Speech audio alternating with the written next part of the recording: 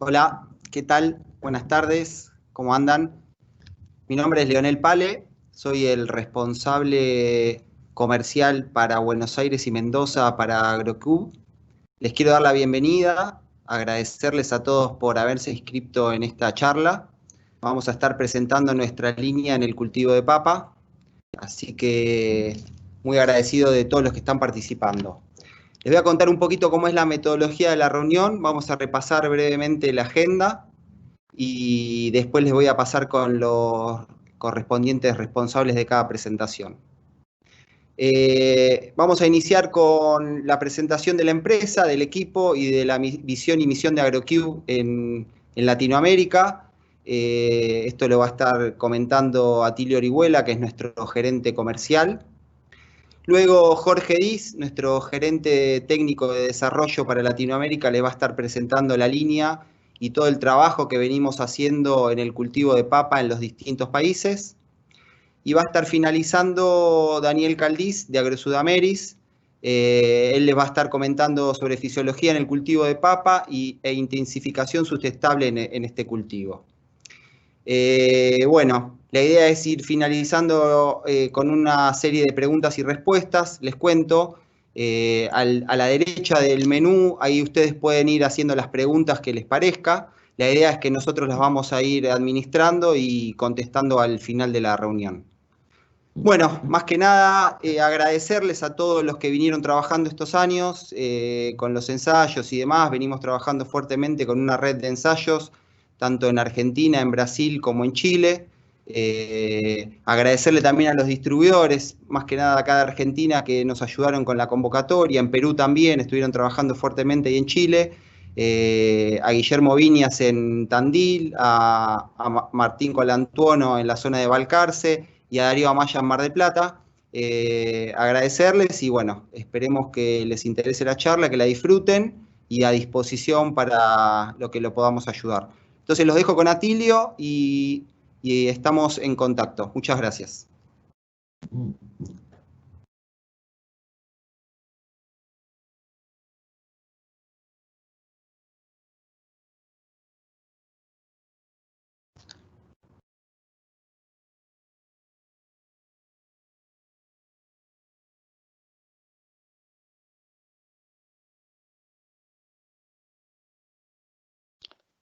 Atilio, estás muteado.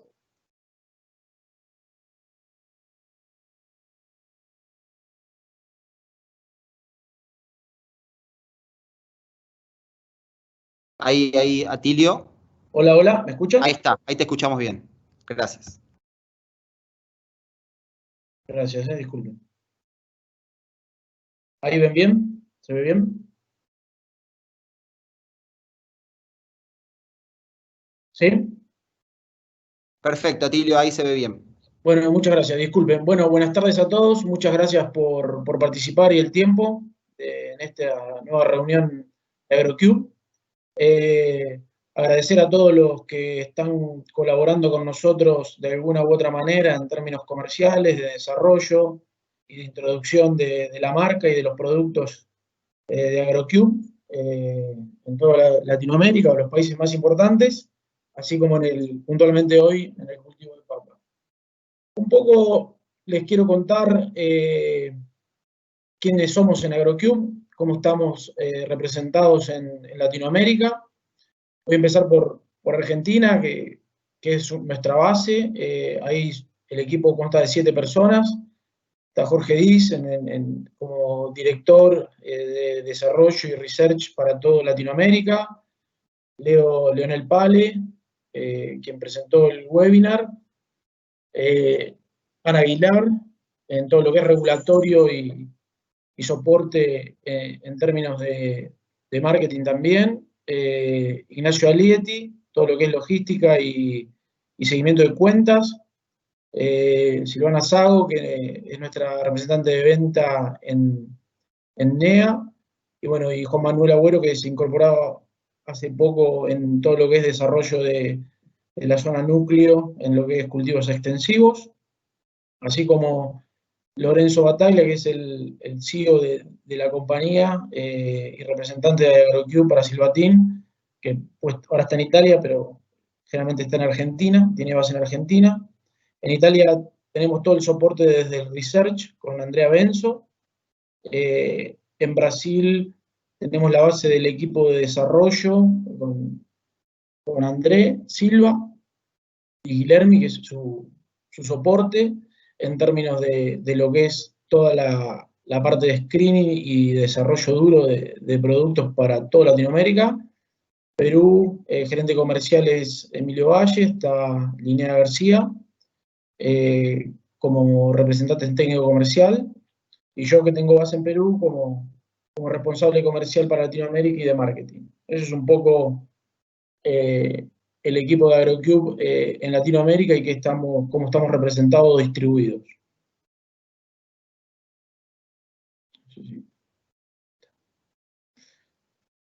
Acá les quiero contar un poco de dónde viene Silvatin y qué es y cómo se construye o cuál es el camino que recorre AgroCube, ¿no? Silvatin es una empresa con más de 150 años en el mercado, con historia en todo lo que es know-how, en lo que es extractos vegetales o extractos botánicos. Su base está en Italia. Su fundación del negocio fue con objetivos principalmente en la cortaduría de cuero, y después fueron evolucionando y diversificando sus estrategias comerciales y ampliando su portfolio de productos a diferentes negocios. Hoy pueden encontrar Silvatin productos desde lo textil, en la minería, en la industria del papel, muy fuerte en lo que es la alimentación animal o aditivos animales, en lo que es feed, y todo lo que son aditivos para food también, entre otros productos, ¿no? También últimamente se están desarrollando productos para lo que son la salud humana. Y ahí hace aproximadamente 10 años comienzan los primeros ensayos en lo que fue la agricultura y empiezan a encontrar soluciones o aportes de los extractos a diferentes problemáticas agrícolas. Y ahí surge AgroCube. Y eso es un poco la historia de lo que se fue construyendo. Como ven, es una empresa que sus fundamentals o su fortaleza está en lo que es las bases científicas y el estudio de los diferentes extractos y cómo funcionan o cómo pueden brindar soluciones en los diferentes mercados. Con 11 centros de desarrollos y oficinas de ventas en más de 60 países, ¿no?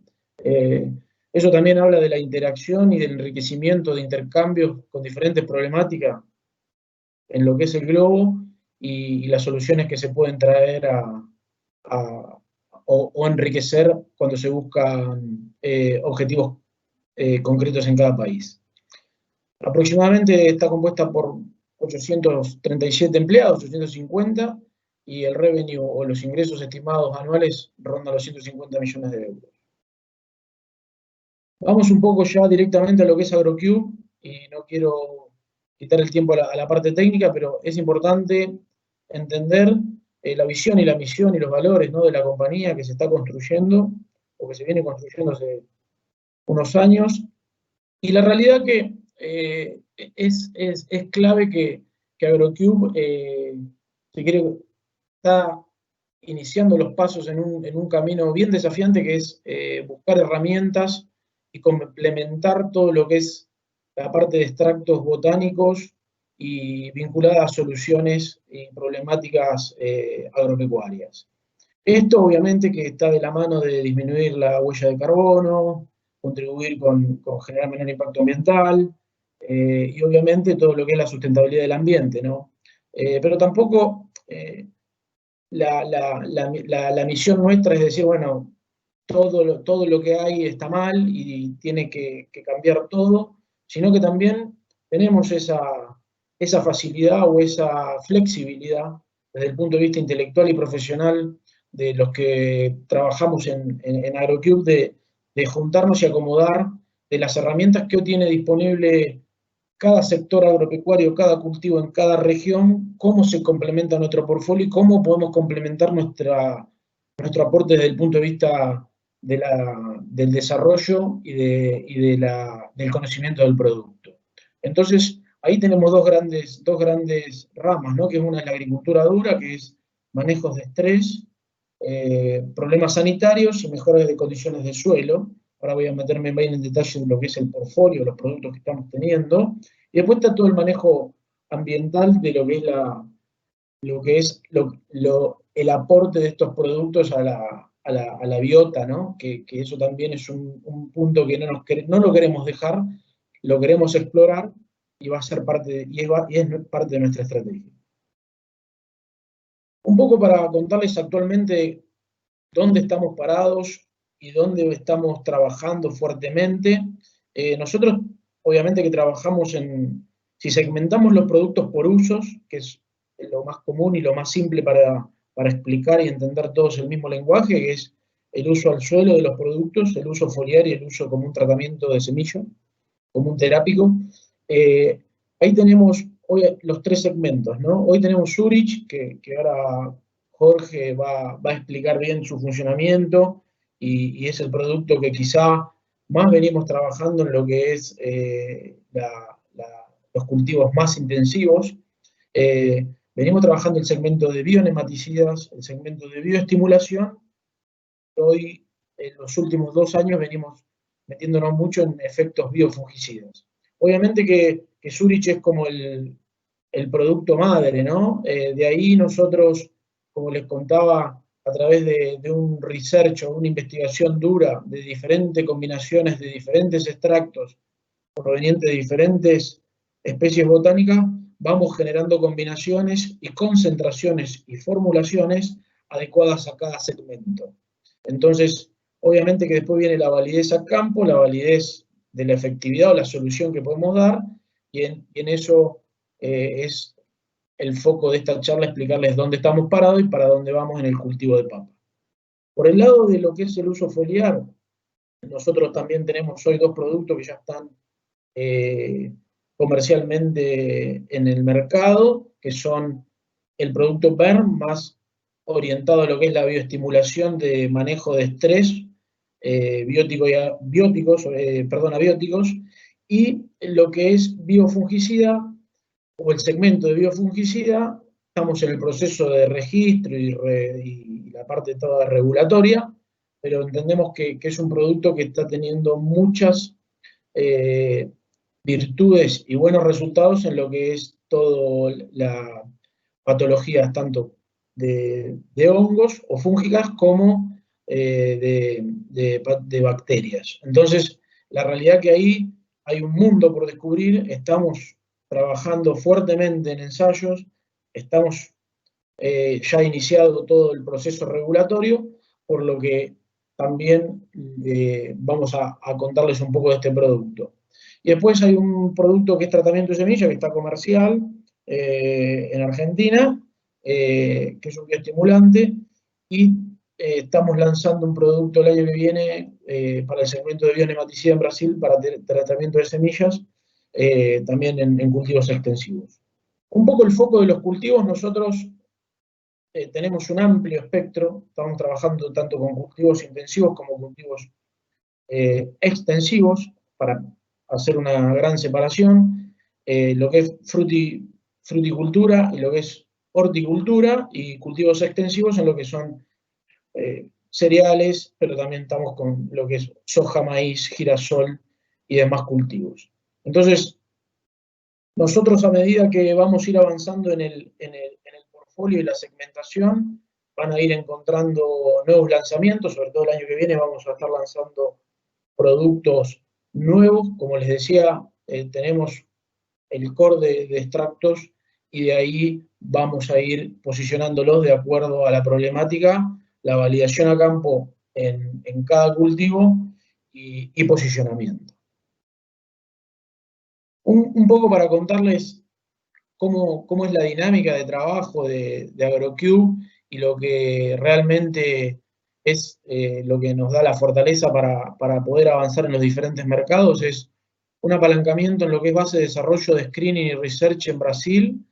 Ahí, como dije, Andrés nos está dando un soporte, es parte del equipo de Jorge, Estamos trabajando muy fuertemente en Brasil, se viene trabajando en lo que es tratamiento de semillas. Este año estamos trabajando, como le dije, en el lanzamiento de un nuevo producto para el segmento de bionematicidas en soja, poroto y maíz, como un resultado de hace ya 3 años de ensayo.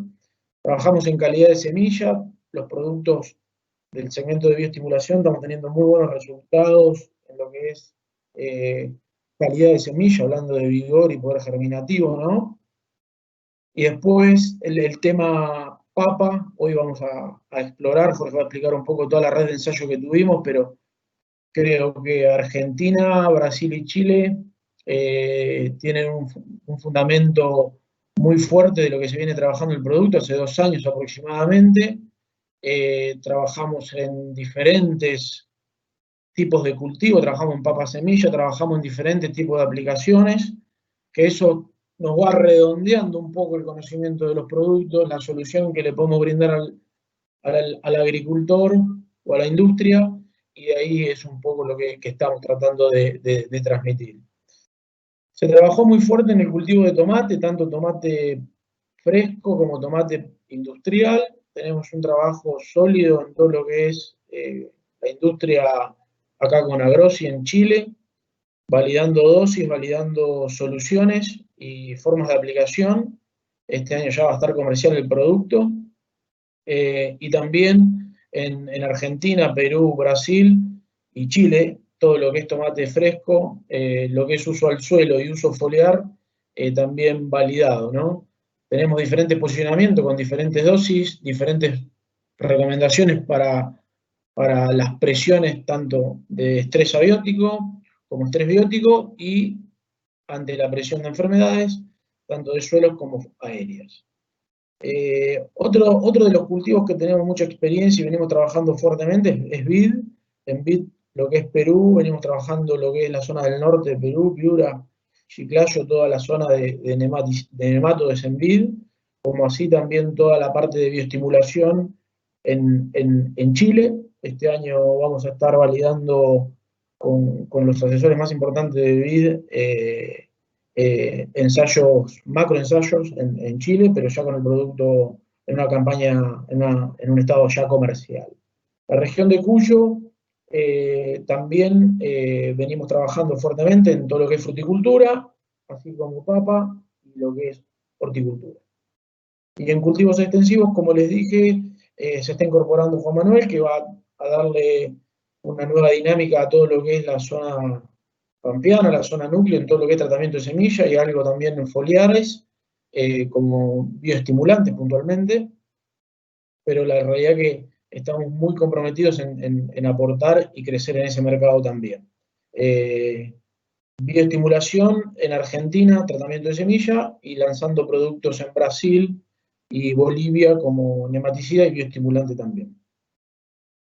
Como para cerrar y contar el espíritu o las ventajas que vemos en general nosotros como compañía, y para no hablar tanto de producto, porque la realidad que el producto, la venta del producto va a ser una consecuencia también de la visión y la misión, como dije inicialmente, de los valores que tenemos como equipo para construir en el mercado, que es, lo primero es brindar una solución integral, tener una visión integral de la problemática, no una solución puntual. Venimos de una agricultura muy de receta, yo creo que es un cambio de paradigma, no vengo a decir ninguna novedad, pero la realidad es que las situaciones están cambiando y tenemos que también cambiar nuestra forma de ver las problemáticas, ver el sistema. Yo creo que tenemos que empezar lo tenemos que decir, pero lo tenemos que hacer también. Creo que AgroCub tiene el compromiso y lo venimos demostrando, que tomamos nuestro tiempo para la introducción de los productos, tenemos que lo validamos con los referentes de cada cultivo y demás.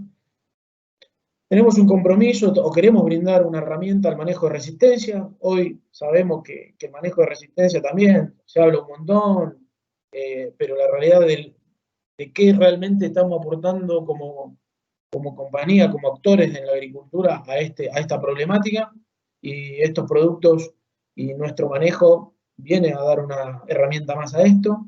El tema residuos es algo que si bien los diferentes mercados, algunos lo toman de una manera más fuerte y otros menos fuerte para no andar haciendo selectividad en eso, pero la realidad es que el camino es que esto va a ser un punto clave y no va a poder ser una elección o una decisión personal, va a ser una exigencia de los mercados, es una responsabilidad moral también que hay que seguir trabajando. Obviamente que estos productos desde ese punto de vista son totalmente compatibles a esta política de cero residuos. La compatibilidad y condiciones de suelo, también tenemos un compromiso con lo que es el manejo de microorganismos, como decíamos, de cómo mejoramos la condición de suelo, ¿no? Cómo mejoramos también, o cómo tenemos un producto que es compatible con un control biológico, que no quiere decir que no se pueden usar algunas moléculas de síntesis química, que hay amigables también, pero sabemos que son las menos. Entonces, otra herramienta a este modo o a este uso, que yo creo que en muchos cultivos y en muchos países ya viene siendo una tendencia clara a que no hay vuelta atrás. El efecto antiestresante, sabemos que los cultivos conviven con estrés, tanto térmicos, hídricos, bióticos de manejo y demás. Vemos una clara respuesta, Jorge va a explicar técnicamente de cómo funcionan estos productos y qué estamos disparando. Tenemos un compromiso muy fuerte en entender esas rutas metabólicas que se disparan, esa capacidad de generar en la planta un efecto donde se aumenta la cantidad de fitohormona. Bueno, ¿cómo lo hace el producto? Bueno, eso también es una línea muy fuerte de trabajo que tenemos desde el punto de vista de la investigación. Y bueno, y también viene pegada a la acción biopromotora, ¿no? Y esto es un poco lo que queremos aportar al cambio de la agricultura, innovando, llevando una herramienta sostenible ambientalmente y aportar a un nuevo concepto quizá de manejo que no solo nosotros lo estamos teniendo, pero sí queremos estar en ese grupo y liderarlo, y no solo decirlo, y eso es un poco lo que venimos a hacer y estamos tratando de construir con estos webinars desde el punto de vista de darle mucho foco a la investigación, al desarrollo aplicado y a la validación de los que usan estos productos, ¿no? Por eso está Daniel hoy con nosotros acompañándonos, desde el punto de vista de su conocimiento, su experiencia como fisiólogo y como asesor, influenciador en el cultivo de papa, muchos técnicos y asesores, donde realmente ellos y el productor son los que dicen el producto es realmente lo que están diciendo o no está cumpliendo. Y cómo nosotros crecer y construir una nueva manera de entender y dar una herramienta a las soluciones de la agricultura. Así que con esto, espero haber sido claro.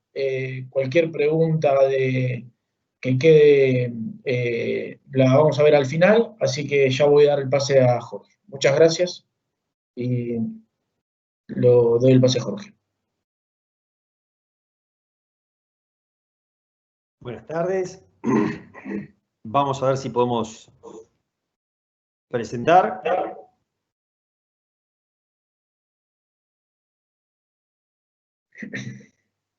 A ver. ¿Se está viendo?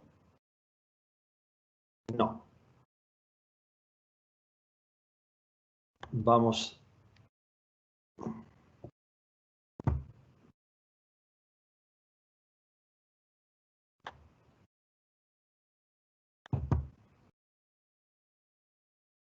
Espero que se esté viendo la pantalla.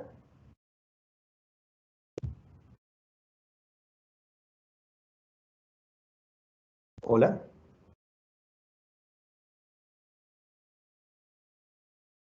¿Se ve la pantalla? Perfecto.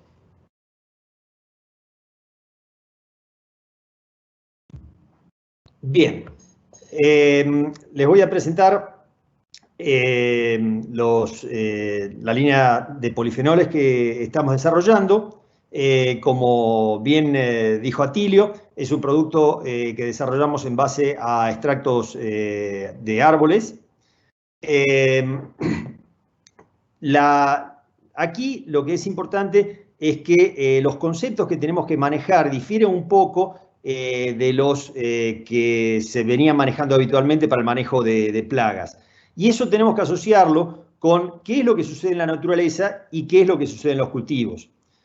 Básicamente, cuando nosotros tenemos un ambiente natural, las plantas no necesitan que le agreguemos ni insecticidas ni fungicidas, porque lo que sucede es que hay un equilibrio por el cual la naturaleza trata de mantener una gran cantidad de organismos que compiten entre sí y logra un equilibrio.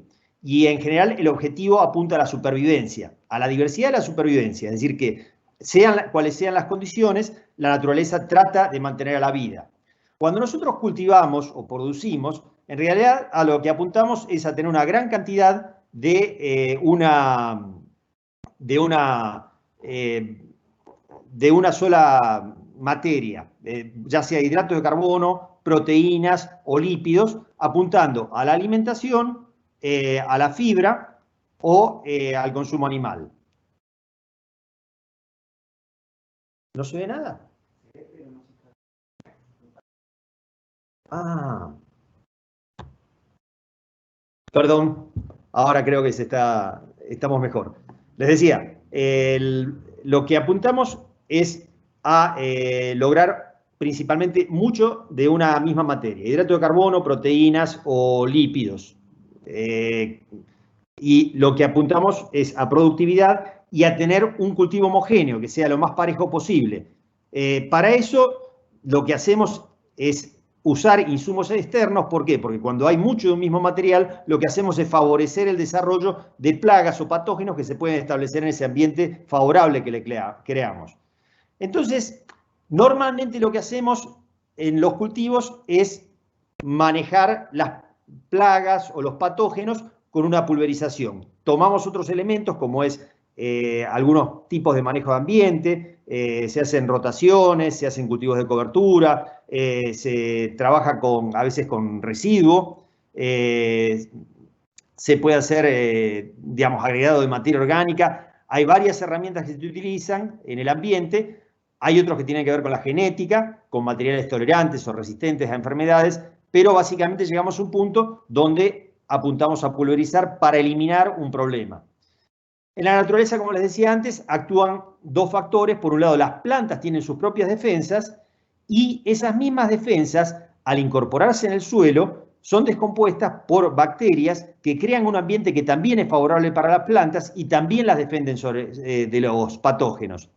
Entonces, nosotros trabajando sobre las defensas propias de las plantas, lo que queremos es tratar de recrear ese ambiente natural y manejar las condiciones de otra manera. Ahora les voy a explicar un poco cómo se va produciendo eso. Como les decía antes, el manejo habitual del manejo integrado de plagas toma los distintos elementos de genética, ambiente y la plaga y apunta a reducir la presión de plaga y utiliza también pulverizaciones para esa reducción de plagas. Cuando nosotros trabajamos con un criterio más ecológico, lo que buscamos es que todo el ambiente se sustente y que las aplicaciones no sean apuntadas a controlar una plaga, sino a reducir las condiciones que favorecen al desarrollo de esa plaga. Y es de hecho lo que se ve en la naturaleza, lo que produce son sustancias que no son digeribles o le producen daño al patógeno que quiere establecerse en la planta, y eso reduce la presión de plaga. Entonces, el concepto es que acá lo que tratamos es de manejar el ambiente y no plagas. Y, digamos, a través del manejo del ambiente lo que hacemos es reducir la incidencia de plagas y minimizar la necesidad de control. Vamos a ver qué es lo que producen las plantas justamente para producir esa reacción y esa defensa para evitar los ataques. Las plantas, a través de la fotosíntesis, producen glucosa, que es descompuesta para producir energía a través de la respiración. Eso genera toda una serie de metabolitos que, como les decía antes, es lo que apuntamos con la producción, con proteínas, aminoácidos, lípidos e hidratos de carbono, que es la mayor parte de lo que producen las plantas. Fíjense, por ejemplo, celulosa es entre el 40 y el 80% de la materia seca que producen las plantas.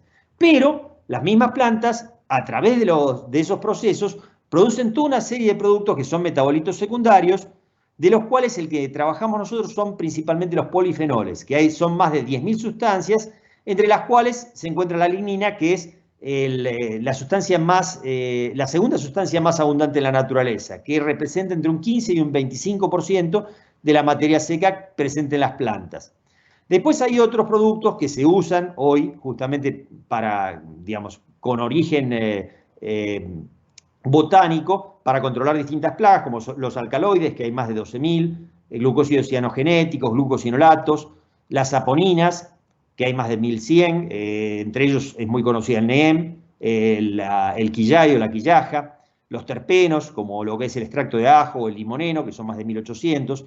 O sea, hay una serie de subproductos de las plantas que son dirigidos para defensa, pero exigen un esfuerzo muy grande de las plantas para producir esto, y normalmente cuando nosotros buscamos alta productividad de una proteína o un aminoácido o la sustancia que nosotros queremos cosechar, lo que tendemos es a reducir la producción de esos metabolitos secundarios porque compiten con lo que nos interesa a nosotros. Entonces las plantas están más expuestas a los patógenos y a las plagas. Los polifenoles, para que empecemos un poco a enfocarnos hacia lo que producimos nosotros, son los metabolitos que permitieron a las plantas establecerse en la tierra. ¿Por qué? Porque le dieron la estructura para poder sostenerse y poder desarrollarse en el aire, vencer a la gravedad, que era una cosa que no sucedía en el medio natural, que era el agua. Le dio defensa contra la desecación, contra la radiación, contra el cambio de temperatura y, como digamos, nos interesa, sobre el daño de patógenos y plagas.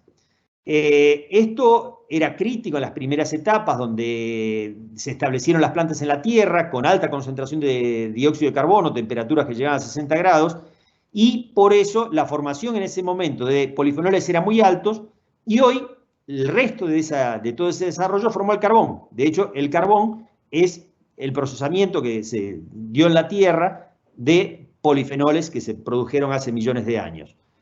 Son propios de las plantas terrestres, están prácticamente ausentes en otros organismos, entonces cuando nosotros trabajamos con algas, prácticamente no tienen polifenoles, tienen algunos tipos específicos, pero en muy pequeña cantidad y proporción, no están presentes en hongos, bacterias y animales, o sea, que complementan otro tipo de sustancias que se están utilizando hoy para el manejo agrícola. Y son las estructuras vegetales más resistentes a la descomposición, son muy estables. ¿Cómo es que actúan los polifenoles? ¿Cuál es el juego que tienen? Básicamente son sustancias que tienen un anillo de carbono, como se ve aquí, y ese anillo tiene un radical que es ese oxígeno e hidrógeno, que es muy reactivo. El hidrógeno se puede liberar y, digamos, deja lugar a que se puedan combinar con otras sustancias o directamente formar una ligación estable con el oxígeno. Y eso, digamos, actúa como antioxidante, que le permite absorber radicales libres, que es lo que produce la planta cuando está estresada, entonces reduce el estrés por ese procedimiento. Puede complejizar proteínas, lo que impide, por ejemplo, los hongos que puedan atravesar el tegumento, que son, digamos, que lo hacen a través de unas enzimas, unas proteínas que descomponen la cutícula de las plantas, y los polifenoles, al interactuar, impiden que se produzca eso. De una manera semejante también afectan a los nemátodos, que tienen una capa de proteína externa que es bloqueada, le hace perder actividad por los polifenoles, y eso permite un control directo también de nemátodos. Y también la acción es importante sobre la nutrición porque se combinan con distintos nutrientes y al ser soluble permite o mejora su absorción sobre las plantas, como lo vamos a ver un poquitito más en detalle en adelante. Entonces, para resumir, los polifenoles tienen muchas acciones sobre las plantas. Por un lado, trabajan sobre estreses abióticos, como puede ser la sequía, un estrés por alta temperatura, por baja temperatura, una fitotoxicidad de herbicidas, principalmente por el efecto antioxidante. Tiene acción contra enfermedades, contra nemátodos, con acción directa fungicida y nematicida, y como les mencionaba antes, tiene acción nutricional, digamos, que permite una mejor absorción de nutrientes a través de la quelatación.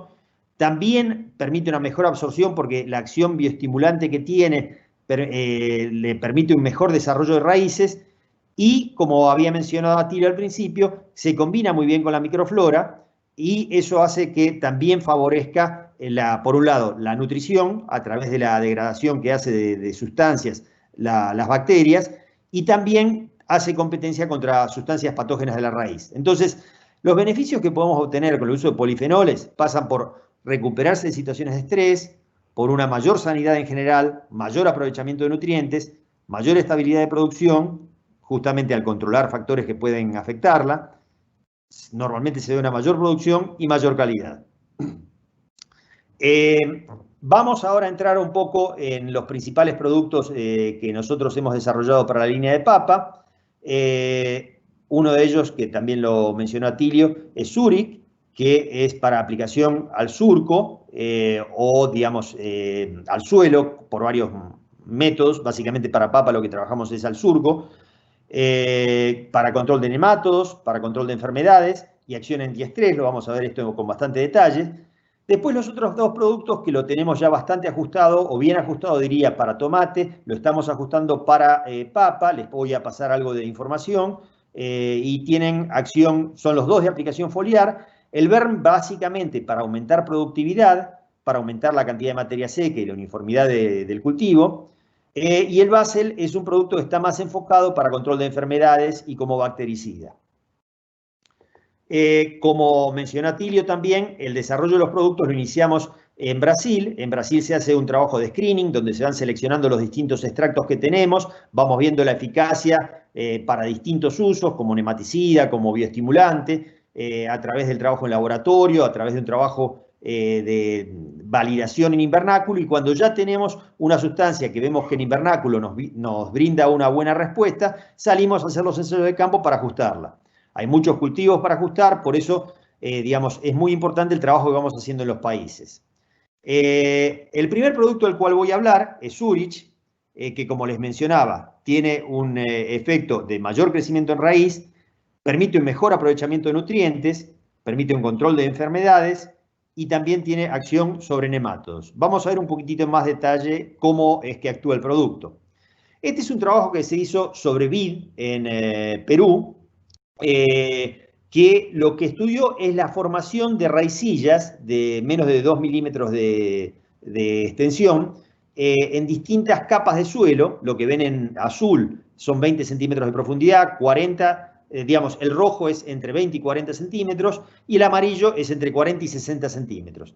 Y lo que pueden ver es que con una estrategia de aplicación, esto es para vid, son dosis mucho más altas que las que se usan en papa, con una aplicación inicial que apunta al control de nemátodos de 15 litros por hectárea, en el caso de lo que vemos en el medio, Zurich 30 decimos, y después 3 aplicaciones más con objetivo bioestimulante, digamos, en forma mensual, vemos que se forman muchas más raicillas en los 3 estratos de suelo que en el testigo, e inclusive vemos que una dosis más baja forma más raicillas que una dosis más alta. El efecto bioestimulante está relacionado con dosis relativamente bajas de producto y los efectos son muy interesantes, en primer lugar, por el desarrollo de raíz. Ahora, eso tiene otras consecuencias, como es la absorción de nutrientes, que esto lo podemos ver en esa misma vid donde se hicieron las distintas aplicaciones.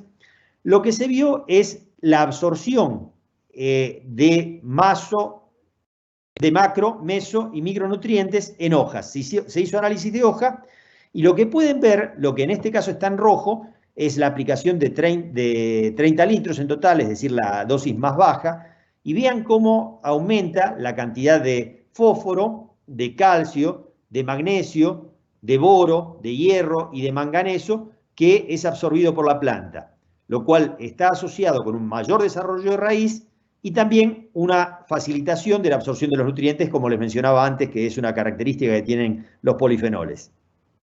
Entonces, a través de lo que es la bioestimulación de raíces, nosotros tenemos varios efectos asociados que, por un lado, al tener una mejor exploración de lo que es el suelo, tenemos mayor absorción de agua. También tenemos una mejor nutrición y al mismo tiempo las raicillas naturalmente forman citoquininas en la planta. Al tener una mayor cantidad de raicillas, lo que tenemos es una mayor disponibilidad de citoquininas y eso lo que hace también es favorecer la floración y el cuaje posteriormente. Yendo un poco ya directamente a los resultados en papa, como mencionaba Atilio también, nosotros lo que hacemos es una validación a través de equipos de soporte técnico y también es muy importante la colaboración y el trabajo que podemos hacer junto con técnicos y productores de la distribución. y estamos tratando de poder intensificar esa línea de trabajo para poder ofrecer la mayor cantidad de información posible sobre cada producto que lanzamos al mercado. En este caso tenemos trabajos hechos en Brasil que apuntan principalmente a resultados en bioestimulación y el control de Erwinia. En el sudeste de Buenos Aires principalmente y también en San Rafael en Argentina se trabajó más que nada con el tema de bioestimulación y tenemos un ensayo en Chile con una muy buena presión y muy buen resultado también en nemátodos. Entonces, a través de esos trabajos estamos dando el posicionamiento del producto. Voy a empezar con algunos resultados que se obtuvieron en una situación, si se quiere, de artificial. Digamos, se intentó hacer unos trabajos en San Rafael apuntando a nemátodos. Como no se pudo establecer el lote a tiempo, se hizo un trabajo con una siembra tardía, con condiciones bastante exigentes. Se trabajó con una doble aplicación de 5 litros por hectárea. Y acá lo que podemos destacar es que tenemos una mayor formación de tallos por un lado y un mayor rendimiento y calibre final. Cuando un aspecto que destacó mucho la investigadora es que tenía una mejor calidad de producto. Básicamente estamos hablando de un 70% casi de tubérculos sanos versus 45% en una situación de un estrés marcado, una condición que es un poco artificial si se quiere. Y en este caso vemos que el descarte se debió principalmente a deformidades. Este tema de lo que es calidad es bastante destacable porque prácticamente en todos los ensayos se observó una mejor homogeneidad y una mejor calidad de papa. Pasamos acá a un trabajo que se hizo en Buenos Aires. Este trabajo se hizo con McCain y fue un área que a la izquierda pueden ver, un área de pivot central. Si ustedes pueden ver, el área que está con un verde más oscuro está tratada con Zurich. Lo que sucedió allí es que al poco tiempo de la emergencia, digamos a los 20, 25 días aproximadamente, toda el área sufrió una granizada. Entonces, lo que tuvo fue un rebrote. Y lo que les estoy mostrando es visualmente cómo se percibió la diferencia de crecimiento de la planta. Por otro lado, en lo que es rendimiento, el testigo estuvo en 71 toneladas por hectárea versus 76 prácticamente, con una única aplicación de Zurich en este caso. Y una vez más, lo que se ve es en azul los defectos que tenía el testigo y se ve que estamos hablando de un 12% de defectos en el testigo versus un poco más de 6% de defectos en el tratamiento con Zurich. Una vez más, la calidad de papa se destaca y la productividad también se ve. Este es otro trabajo en la zona de Tandil, es un productor destacado de la zona de Tandil. Vemos que con la dosis de 5 litros se lograron 2 toneladas más por hectárea. En este caso, con la dosis de 10 litros, se produjeron 14 toneladas más por hectárea. No hubo, digamos, una gran diferencia en los calibres, una tendencia a un mayor tamaño de papa en general. Cuando tenemos también un ensayo en la zona de Otamendi, también sudeste de provincia de Buenos Aires, donde aquí lo hicimos con un colaborador de una agronomía. Vimos una diferencia muy marcada. En este caso se trabajó, aparte del tratamiento con Zurich, se hicieron 2 aplicaciones de Basel. La diferencia fue muy significativa. De 48 toneladas en el testigo pasamos a 56 toneladas con la aplicación de Zurich a 5 litros y la doble aplicación de Basel. Y lo que se ve es, una vez más, un mayor tamaño de papa. La papa de calibre menor a 75 fue del 21% en el testigo, mientras que fue del 18% con el tratamiento de Zurich.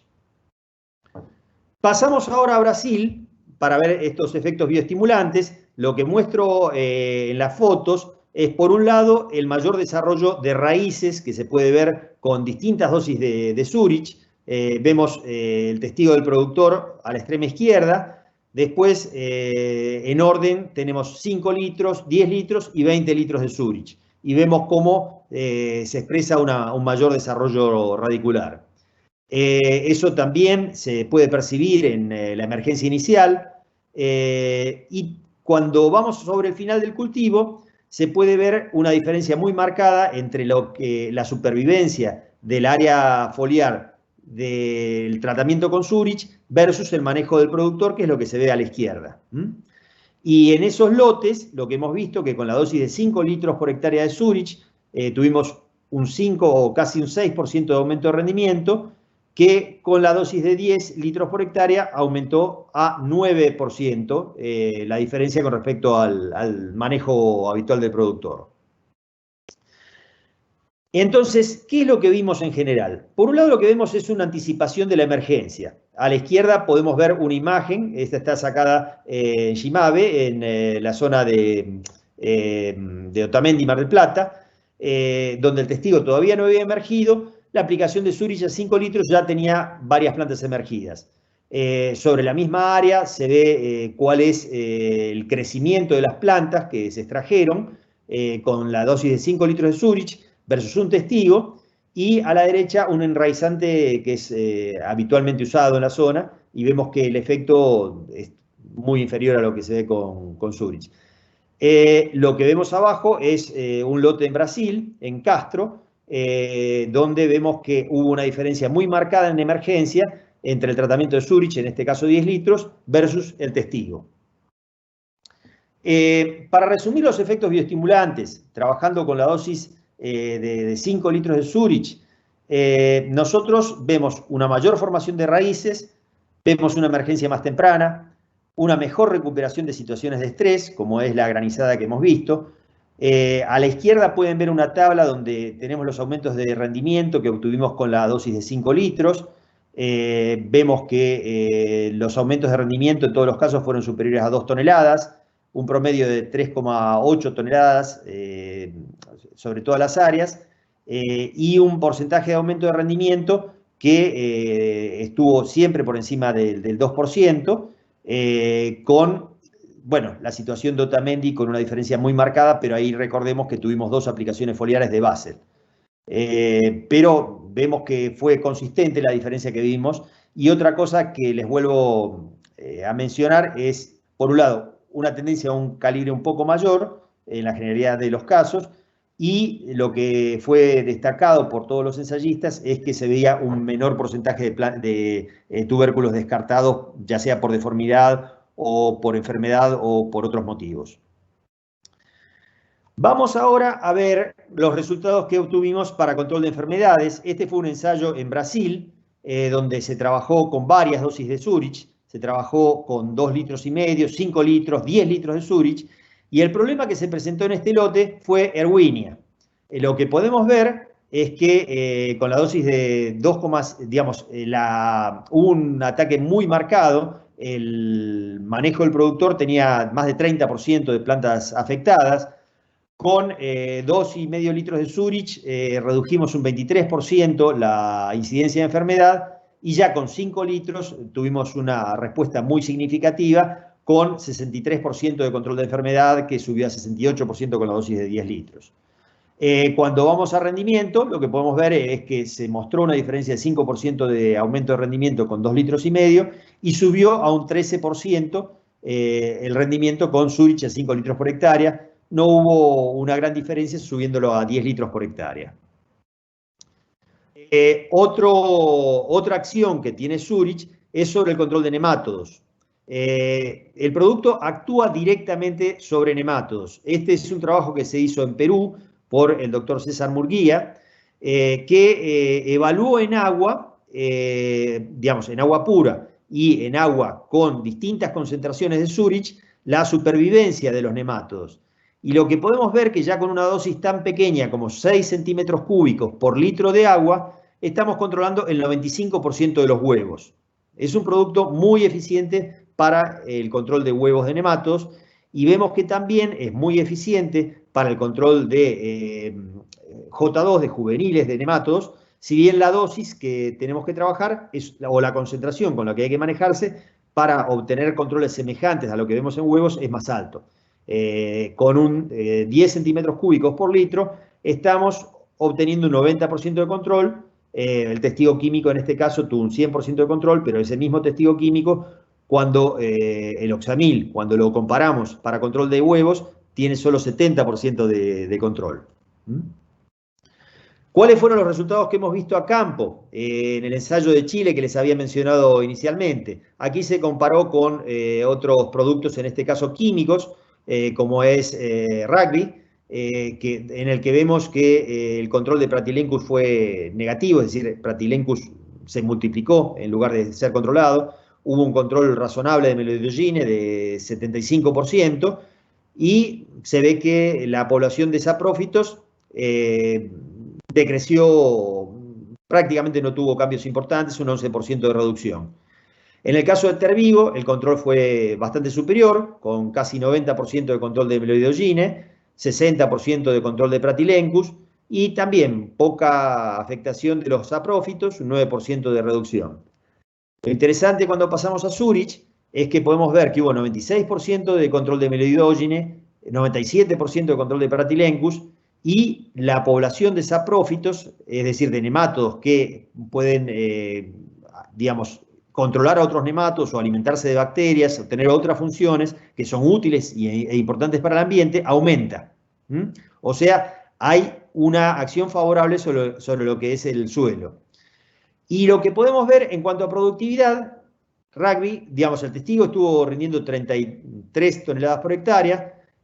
Con Rugby subimos a 45 toneladas por hectárea, Tervigo subió a 47 toneladas por hectárea y con Zurich, la dosis de 20 litros, estuvimos en 52 toneladas por hectárea, una diferencia realmente muy marcada e importante.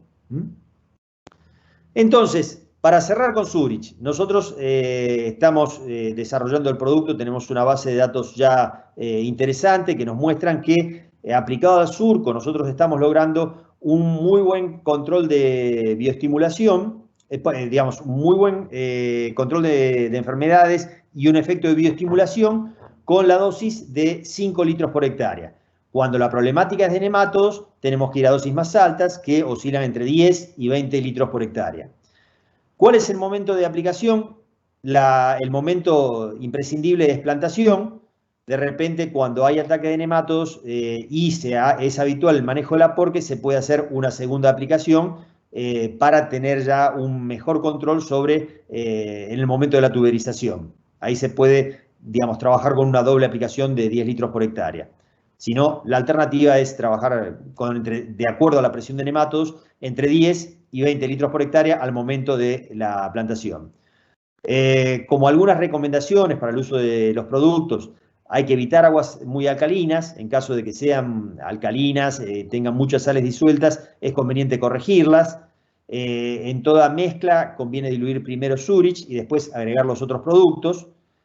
Cuando se mezcla con fertilizantes, fósforo, potasio, calcio y microelementos, como les había dicho, que tiene reactividad el producto y permite una mejor absorción, también lo que puede hacer es producir coagulación. Por eso es importante, si es posible evitar la mezcla con fertilizantes, mejor. En caso de hacer una mezcla, hacer una verificación previa de la estabilidad de esa mezcla al preparar el caldo. Bien. Y pasamos ahora a Bern, que es otro producto que estamos desarrollando intensamente, que la función que tiene es como bioactivador. Básicamente es para aplicación foliar, lo que hace es acelerar los procesos de la planta, ya lo vamos a ver.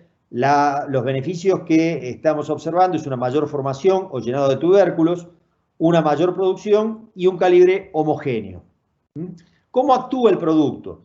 Nosotros hemos hecho evaluaciones en Italia, donde lo que hemos verificado es que la aplicación de Bern acelera determinadas o induce a determinadas enzimas del ciclo de Krebs que, digamos, actúan acelerando todos los procesos.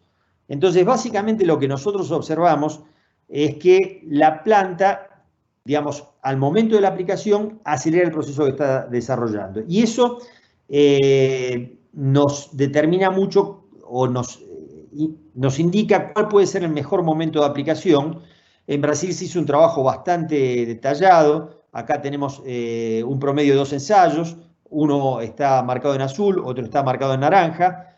y lo que se observó es el efecto de distintos momentos de aplicación, en brote de 20 centímetros, una doble aplicación de brote de 20 centímetros en floración, una aplicación en floración, y, digamos, combinado con Zurich, es decir, cuando hago Zurich y aplicación del producto. Y vemos que hay diferencias de rendimiento muy marcadas, estamos hablando de diferencias del orden de 20% de productividad en uno de los ensayos y de casi 15% en el otro. Y acá lo que les quiero destacar, como pueden ver recuadrado en verde, es que la aplicación, cuando trabajamos solo con Bern, la aplicación más temprana, en el momento de brote 20 centímetros, fue la más eficiente, la que dio las mejores respuestas en general. Si bien en todos los casos hubo una mejora. Ahora, lo más interesante es cuando nosotros lo combinamos con la aplicación de Zurich a 5 litros, vean que la aplicación temprana no lo mejoró realmente, no, el efecto fue inferior respecto a aplicar Bern solo, pero cuando se combina Zurich y se demora la aplicación de Bern al momento de floración, las respuestas son muy consistentes y muy destacables. Una respuesta semejante se ve, así como en número de tubérculos, en la productividad. Estamos hablando de diferencia de productividad del orden del 30% cuando combinamos Zurich con Bern. También vemos una diferencia en calibre, especialmente cuando es combinado con Zurich, eso es muy destacado. Cualquier aplicación de Bern mostró un aumento de calibre del orden del 7 al 9, al 10% más o menos.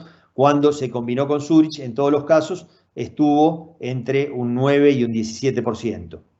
Y también, bueno, esto es una observación subjetiva si se quiere, pero es muy valorado en Brasil el tema de calidad de cutis de las papas, y se puede ver que también se observa un efecto favorable, un menor nivel de daños sobre la papa en sí, que es el efecto de calidad que les mencionaba para Zurich.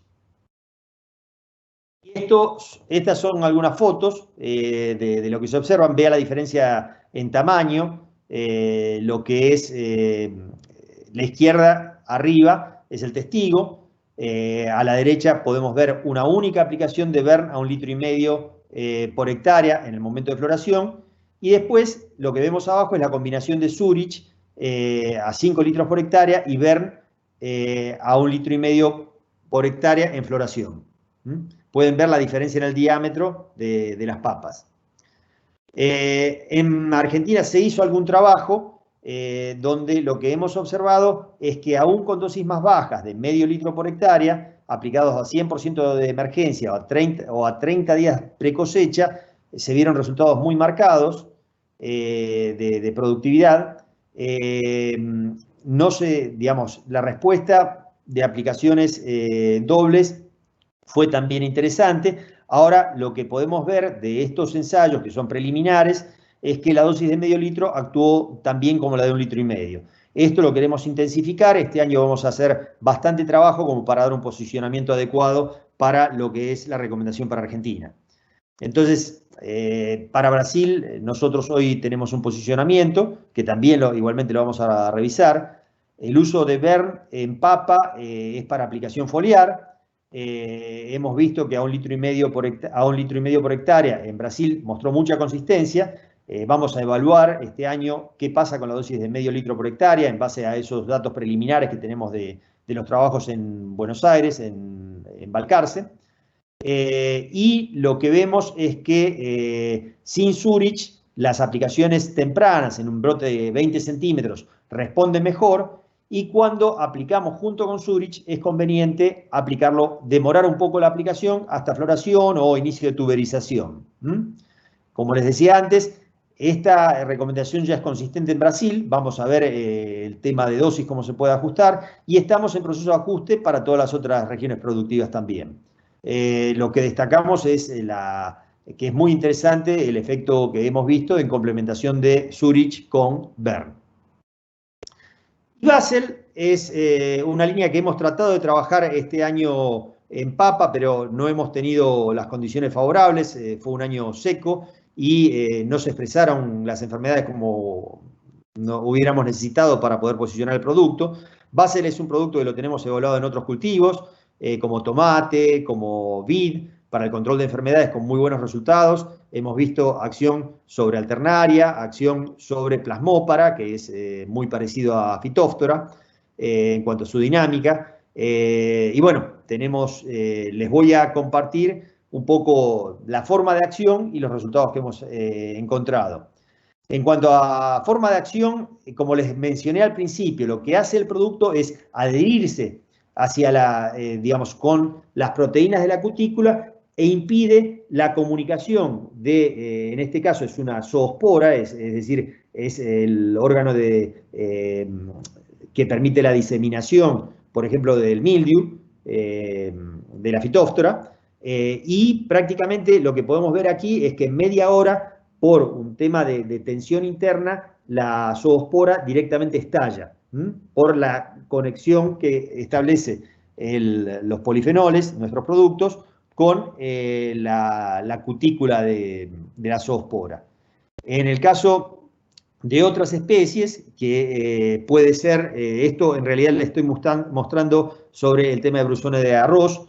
Tenemos muy buen control de alternaria, probablemente el efecto en alternaria sea semejante al que estamos viendo aquí, eso todavía no lo tenemos estudiado, donde el producto actúa sobre algunas enzimas relacionadas con la formación de los apresorios y, digamos, al no poder formarse los apresorios, el hongo, el apresorio es el que permite penetrar a la cutícula. Al no poderse formar esos apresorios, el patógeno no puede infectar, no puede entrar dentro de la planta y entonces actúa como producto preventivo.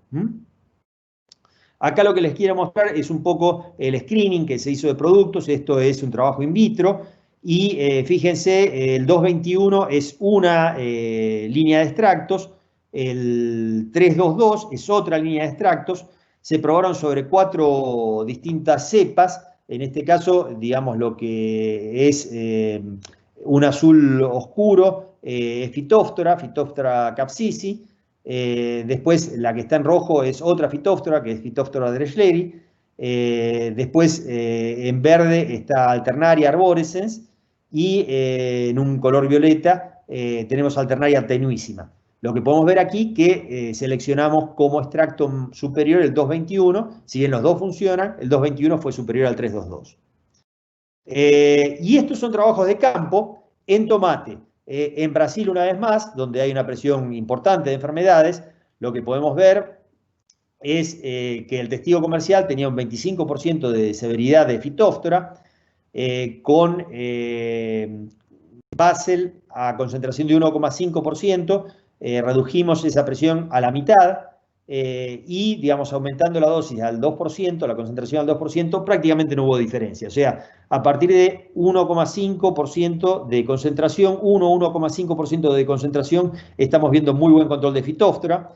Alternaria, la intensidad fue del 7%, la severidad no fue tan marcada, pero igualmente estamos viendo unas diferencias de control muy importantes y eso también lo tenemos verificado en otros ensayos que se realizaron en Chile. Con otras enfermedades, en este caso bacteriosis, como es Ralstonia, hemos visto un nivel de control también bastante interesante en tomate con la aplicación foliar. Entonces, Basel es otro producto que vamos a desarrollar a campo, queremos apuntarlo al control de enfermedades. La idea es hacer un manejo cuando se van dando condiciones predisponentes con aplicaciones foliares, en principio con 1,5% de concentración, que en el caso de tomate equivaldría a 1,5 litros, 2 litros de producto por hectárea. Y el manejo sería preventivo con una frecuencia de aproximadamente 15 días. Tanto en Bern como en Basel como en Zurich son las mismas recomendaciones, son productos reactivos. Hay que evitar trabajar con aguas muy alcalinas, con mucha presencia de cationes. Primero aplicar Basel en agua, después agregar los otros productos que se quieran poner en la mezcla. Y tener cuidado con los fertilizantes, primero verificar la estabilidad, digamos, en un balde o en una probeta antes de hacer la mezcla definitiva. Bueno, básicamente esto era lo que les quería presentar de la línea. Las dudas que tengan, estamos a total disposición de consultarlos, pero antes de conversar de eso, les quiero dar paso a la presentación del doctor Caldiz. Nosotros hemos solicitado su soporte, dado que tiene una gran experiencia como fisiólogo, decenios de trabajo en la investigación y también un periodo muy extenso de trabajo como gerente de desarrollo global de McCain, lo cual le da una enorme experiencia y permite mostrarles a ustedes el potencial que puede tener este tipo de productos dentro de la producción, cómo adaptarlos en la nueva realidad. Entonces, los dejo con el doctor Caldiz. Muchas gracias. Después nos reencontramos para cualquier pregunta que tengan. Un gusto estar con ustedes. Bueno, buenas tardes a todos. Primero quisiera saber si están viendo la presentación.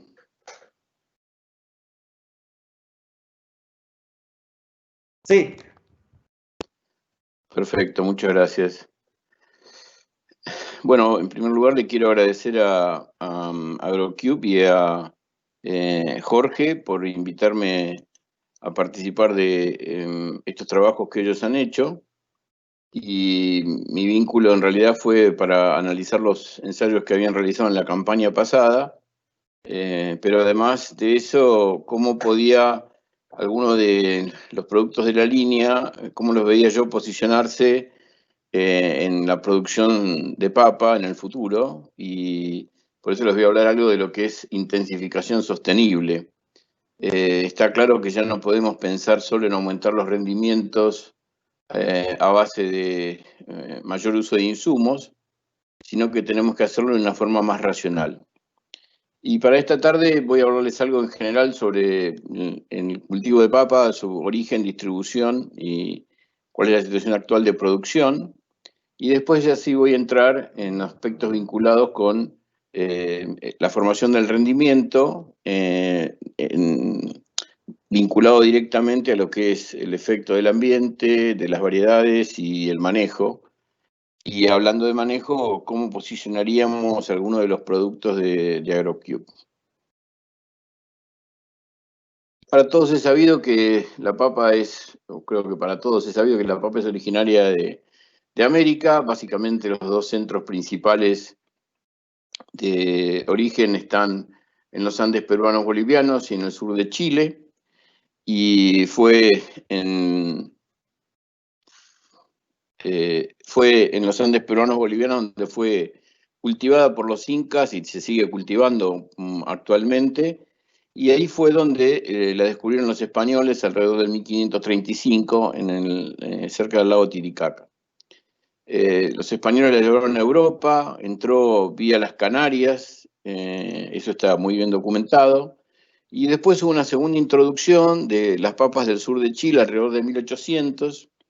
Y son estas papas las que se introdujeron desde Chile, las que dieron origen a la mayoría de las variedades cultivadas. Podríamos hablar mucho de eso, pero el tiempo es medio tirano, como dice una frase hecha. Lo interesante es que una vez que la papa ingresó en Europa, tuvo tanta importancia como cultivo alimenticio, que en algunos países, como por ejemplo en Irlanda, donde la dieta era a base de papa, avena y leche, se consumían unos 800 kilos por habitante y por año. ¿Y qué pasó entonces? Cuando hubo una epidemia muy importante de tizón tardío entre 1844 y 1847 que afectó a este cultivar lumper, se generó una hambruna súper importante, no solamente en Irlanda, sino también en Europa, y eso generó una migración de irlandeses básicamente a Estados Unidos y a otros países, entre ellos Argentina. Y las dos tapas de libros que les pongo acá, si lo pueden conseguir, se los recomiendo. The Potato por Larry Zuckerman es un libro que trata toda la historia de la papa, básicamente en Gran Bretaña. Y el libro de Sadocks, que muchos lo deben conocer más por su escala de Sadocks para referirse a los cereales, al trigo. Sin embargo, este trata muchísimo el tema de la historia de la papa desde el punto de vista de cómo afectó toda esta epidemia de tizón, cómo afectó la distribución de la gente, qué impacto tuvo sobre la gente en Europa en esos años. Así que poco entre paréntesis estas propagandas para ellos. Ahora, ¿por qué el cultivo se transformó en algo tan importante en el mundo? Vamos a ver algunos datos. Es el tercer cultivo en importancia en el mundo después del arroz y el trigo. Y una de las razones es que tiene una alta productividad por unidad de área. Los tubérculos son obviamente ricos en carbohidratos, pero también desde el punto de vista nutricional, la papa es muy rica en vitamina C, en potasio, fósforo, hierro y zinc. Y también es una fuente muy importante de antioxidantes, como los carotenoides y los polifenoles. Y esto era antes de que Jorge hablara de los polifenoles, ¿no? Es decir, los polifenoles en las papas también existen. Bueno, esto es un poco un summary, ¿no? Una porción de papas de 85 gramos tiene 130 calorías, es decir, como si nos comiéramos una manzana y media. No tiene grasas trans, es muy baja en grasas saturadas, es libre de colesterol y es una fuente súper importante de potasio, como les dije, vitamina C, hierro y zinc. Creo que estas son algunas de las razones que llevaron a que la papa se distribuyera en el mundo. Y esta es una foto, si se quiere, los colores llegando al verde son los colores más intensos en verde, es donde hay una mayor densidad de cultivo por año. Y ustedes ven que, por ejemplo, ahí está claro todo lo que pasa en lo que se llama el cinturón europeo de producción de papa, y los otros países importantes, que son los principales países productores, India y China. Ahora lo vamos a ver un poco más en detalle. ¿Qué es lo que ha pasado con la producción en el mundo en los últimos años? Bueno, la producción ha aumentado, desde el 90 para acá ha llegado a las casi 380 millones de toneladas, pero sin embargo el área ha disminuido, con lo cual uno enseguida infiere que esto tiene que ver con aumentos en los rendimientos. Y eso ha pasado tanto en países en desarrollo como países desarrollados. Y otra cosa interesante es que en periodos similares lo que ha sucedido es que la producción ha aumentado más en los países en desarrollo que en los desarrollados. O sea que ha habido una adopción del cultivo por aquellos países que están en desarrollo que ha superado lo que ha pasado en los países desarrollados. Y esto tiene que ver con, bueno, las economías, con las posibilidades de comprar distintos tipos de alimentos y demás. Pero lo interesante es ver cómo el cultivo se ha expandido en el mundo. Por supuesto, en Sudamérica lo tenemos presente en todos los países, con distinta producción y con distinta importancia, pero es un cultivo básico en la alimentación en todos los países latinoamericanos. Se ha transformado en un cultivo básico también en muchos países de África, incluso sudeste asiático, y China es uno de los países que tiene un programa para expandir el área y la producción, justamente pensando en la importancia que tiene la papa desde el punto de vista de la productividad por unidad de área. Los principales productores, como le mencionaba, son China e India, después viene Rusia, Ucrania, Estados Unidos y algunos países europeos, pero en el caso nuestro, Argentina está muy lejos de estos. Imagínense que, por ejemplo, China produce más de 90 millones de toneladas, India produce más de 50 millones de toneladas, y Argentina está siempre en una producción que está alrededor de los 2.3, 2.5 millones de toneladas. Bueno, esto es un poco el panorama general de hoy del cultivo en el mundo y en Argentina. Y vamos a entrar ahora en lo que es rendimiento, pero desde un punto de vista de lo que un colega, Jules Pretty, hace ya muchos años, llamó intensificación sustentable. Y esto es ni más ni menos que lograr aumentar el rendimiento minimizando el impacto sobre los recursos y sobre el medio ambiente. O sea, pensamos en una producción, si ustedes quieren, más sustentable, más sostenible, más racional, donde no tengamos que estar aumentando el rendimiento, todo a base de aumentos de recursos en forma, digamos, indefinida, o sea, más agua, más fertilizante, más pesticidas, sino en un uso mucho más racional. Por eso, la definición de intensificación sustentable, que tiene que ver, como les dije, es minimizar, aumentar el rendimiento, minimizando el impacto sobre los recursos y sobre el ambiente. Y esto nos lleva a pensar, bueno, ¿cuáles son los rendimientos en el mundo para poder definir qué es lo que uno podría hacer? Y este trabajo de Haber-Cordistrack del 2015 muestra claramente las zonas verdes son las que tienen más rendimiento en el mundo. Esto es el oeste de Estados Unidos, el centro y algunas regiones del centro-oeste. Todo lo que es el cinturón papero en Europa, Gran Bretaña, Australia, Nueva Zelanda. Ahí encontramos los rendimientos más altos. Acá en Argentina los rendimientos más altos se dan en el sudeste de Buenos Aires, también en el sur de Chile. Y hay otras zonas donde, por ejemplo, a pesar de que son los principales productores, los rendimientos por unidad de área, como en el caso de India o el caso de China, son mucho más bajos.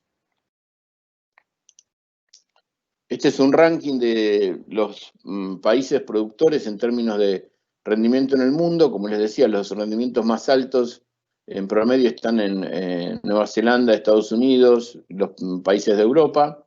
Después viene Argentina. Esto es promedio de Argentina. Si vamos al sudeste de Buenos Aires, como mostró Jorge, hay rendimientos casi incluso documentados ya de más de 100 toneladas por hectárea. Pero este es el promedio comparando los distintos países.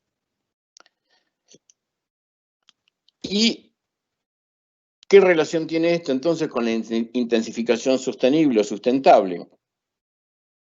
Bueno, que ya hoy nadie piensa, desde el punto de vista de aumentar los rendimientos, en aumentarlos, como decía, en forma indiscriminada desde el punto de vista de, bueno, tengo que aumentarlos a cualquier costa o al costo que fuere o con los recursos que fuere. Y hay un montón de fundaciones como las que menciono acá, Skylark, Food Lab, Global Gap, SAI y otras, Rainforest, que lo que pretenden es que la producción se haga pensando en aumentar los rendimientos por unidad diaria, pero en forma sostenible, cuidando el medio ambiente y cuidando los recursos. Y ya hay más de 450 millones de hectáreas en el mundo que se producen de esta manera. Y acá algunos ejemplos, ¿no? De cosas que están pasando hoy. Esta noticia es de estos días. En Gran Bretaña, McDonald's y McCain lanzaron un fondo que se llama Producción Sostenible de McFries, que son las papas que McCain prepara para McDonald's. Y en este caso, entre las dos compañías van a hacer un aporte de 1 millón de libras para que los productores puedan ser educados, entrenados en cómo mejorar la estructura del suelo, cómo pueden mejorar la infiltración de los suelos en todos aquellos lotes donde van a producirse papas que van a ser procesadas para McDonald's. Así que esta es una tendencia que no tiene, creo, vuelta atrás. Todo el mundo, todas las compañías, todas las grandes compañías están pensando en cómo hacer la producción mucho más sustentable. Ahora, esto es interesante, si se quiere, desde el punto de vista, porque uno lo podría decir del marco teórico, pero el rendimiento en papa, como en otros cultivos, está determinado por el ambiente. Y determinado porque, de acuerdo al ambiente que yo elija para producir, son las interacciones que va a generar ese ambiente con el cultivo. No en todos los casos la radiación o la disponibilidad de agua o el tipo de suelo o todo lo que tiene que ver con las características particulares de ese ambiente, sobre todo, como les dije, radiación, temperatura, longitud del día, no son las mismas. Y de acuerdo a donde decidamos implantar ese cultivo, va a ser el impacto que ese ambiente tenga sobre el cultivo. Y me gusta en estos casos decir que ya estamos casados con el ambiente. O sea, si yo decido plantar en Mendoza, en el cultivo temprano de Córdoba, semitemprano de Córdoba, o en el semitardío de Balcarce, cada uno de esos ambientes está definiendo cuál va a ser el potencial que va a tener ese cultivo. Y lo mismo pasa no solamente con el ambiente, lo mismo va a pasar cuando veamos ahora el tema de los genotipos. Otro aspecto que tenemos que considerar y que está impactando a todo nivel, no solamente en Argentina, sino en el mundo, es el cambio climático. Cada vez hay más eventos extremos. Eventos extremos pueden ser tormentas, temperaturas fuera de los rangos normales, sequías, inundaciones. Y ustedes ven en esta información de FAO que cada vez hay más eventos extremos. Este es el total. Desde el 90 para acá, cómo se han incrementado la cantidad de eventos extremos por año. Y dentro de esto está la papa. O sea, la papa no es ajena a que estos cambios o estos eventos extremos la afecten. Bueno, y esto, como decía, tiene que ver con una cantidad de eventos desde el punto de vista climático, también tiene que ver con el aumento en la temperatura que se está registrando en el mundo, y tiene que ver con algo que a la papa la puede beneficiar, que es el aumento de dióxido de carbono. ¿Por qué la puede beneficiar? Porque la papa, siendo un cultivo C3, ante el aumento de dióxido, se va a beneficiar, va a verse disminuida la fotorrespiración y va a tener, en algunos ambientes donde no esté limitada por el aumento de la temperatura, el aumento de dióxido va a favorecer la productividad. Así que en muchas regiones del mundo, el aumento en la concentración de dióxido va a beneficiar la productividad de la papa, no en todas. Ahora, bueno, hay consecuencias, como decía, ¿no? En algunos casos, el aumento de las temperaturas puede mejorar la productividad en altas latitudes, lo mismo que el aumento de dióxido, como lo dije, y hay algunos estudios que dicen que en Argentina, si no hubiera una adaptación de los cultivos, podría haber un impacto negativo sobre el rendimiento de hasta un 13%, pero si los cultivos se adaptaran a estas condiciones de cambio climático en el futuro, podría haber un incremento del 0,5 al 1%. O sea que este es un punto clave que es el ambiente, ¿no? Tenemos que saber en qué ambiente vamos a producir nuestro cultivo, cuáles son los factores determinantes de ese ambiente, qué podemos hacer para mitigarlos. El otro factor determinante es el genotipo, porque el genotipo, una vez que nosotros decidimos plantar un cultivo, estamos, como decía, con respecto al ambiente, casados con ese cultivo, con esa variedad. Si la variedad tiene 120 días y mi ciclo de cultivo es de 160, estoy perdiendo 40 días de ciclo de cultivo. Entonces, tengo que hacer una elección adecuada del genotipo. Y el genotipo es un componente importante del rendimiento, porque el genotipo y las características particulares que tenga van a estar determinando cuánta radiación puede interceptar ese cultivo a lo largo del ciclo de cultivo, qué eficiencia tiene de conversión de esa radiación en materia seca, cuál es el índice de cosecha y a su vez cuál es el porcentaje de materia seca que tienen los tubérculos. Y todo esto tiene que ver con esta figura que les muestro acá. Esta sería la evolución en una estación de crecimiento, una evolución natural de la cobertura de suelo. O sea que vemos que toda esta primera parte donde el cultivo está emergiendo, está por debajo del nivel del suelo, no está generando follaje, no hay intercepción. Y si no hay intercepción, no hay acumulación de materia seca. Lo ideal sería una situación como esta, ¿no? Donde la cobertura del suelo empiece el día 0 y termine en el último día de cultivo o cuando nosotros decidimos eliminar el follaje. Pero esto es otra vez teórico.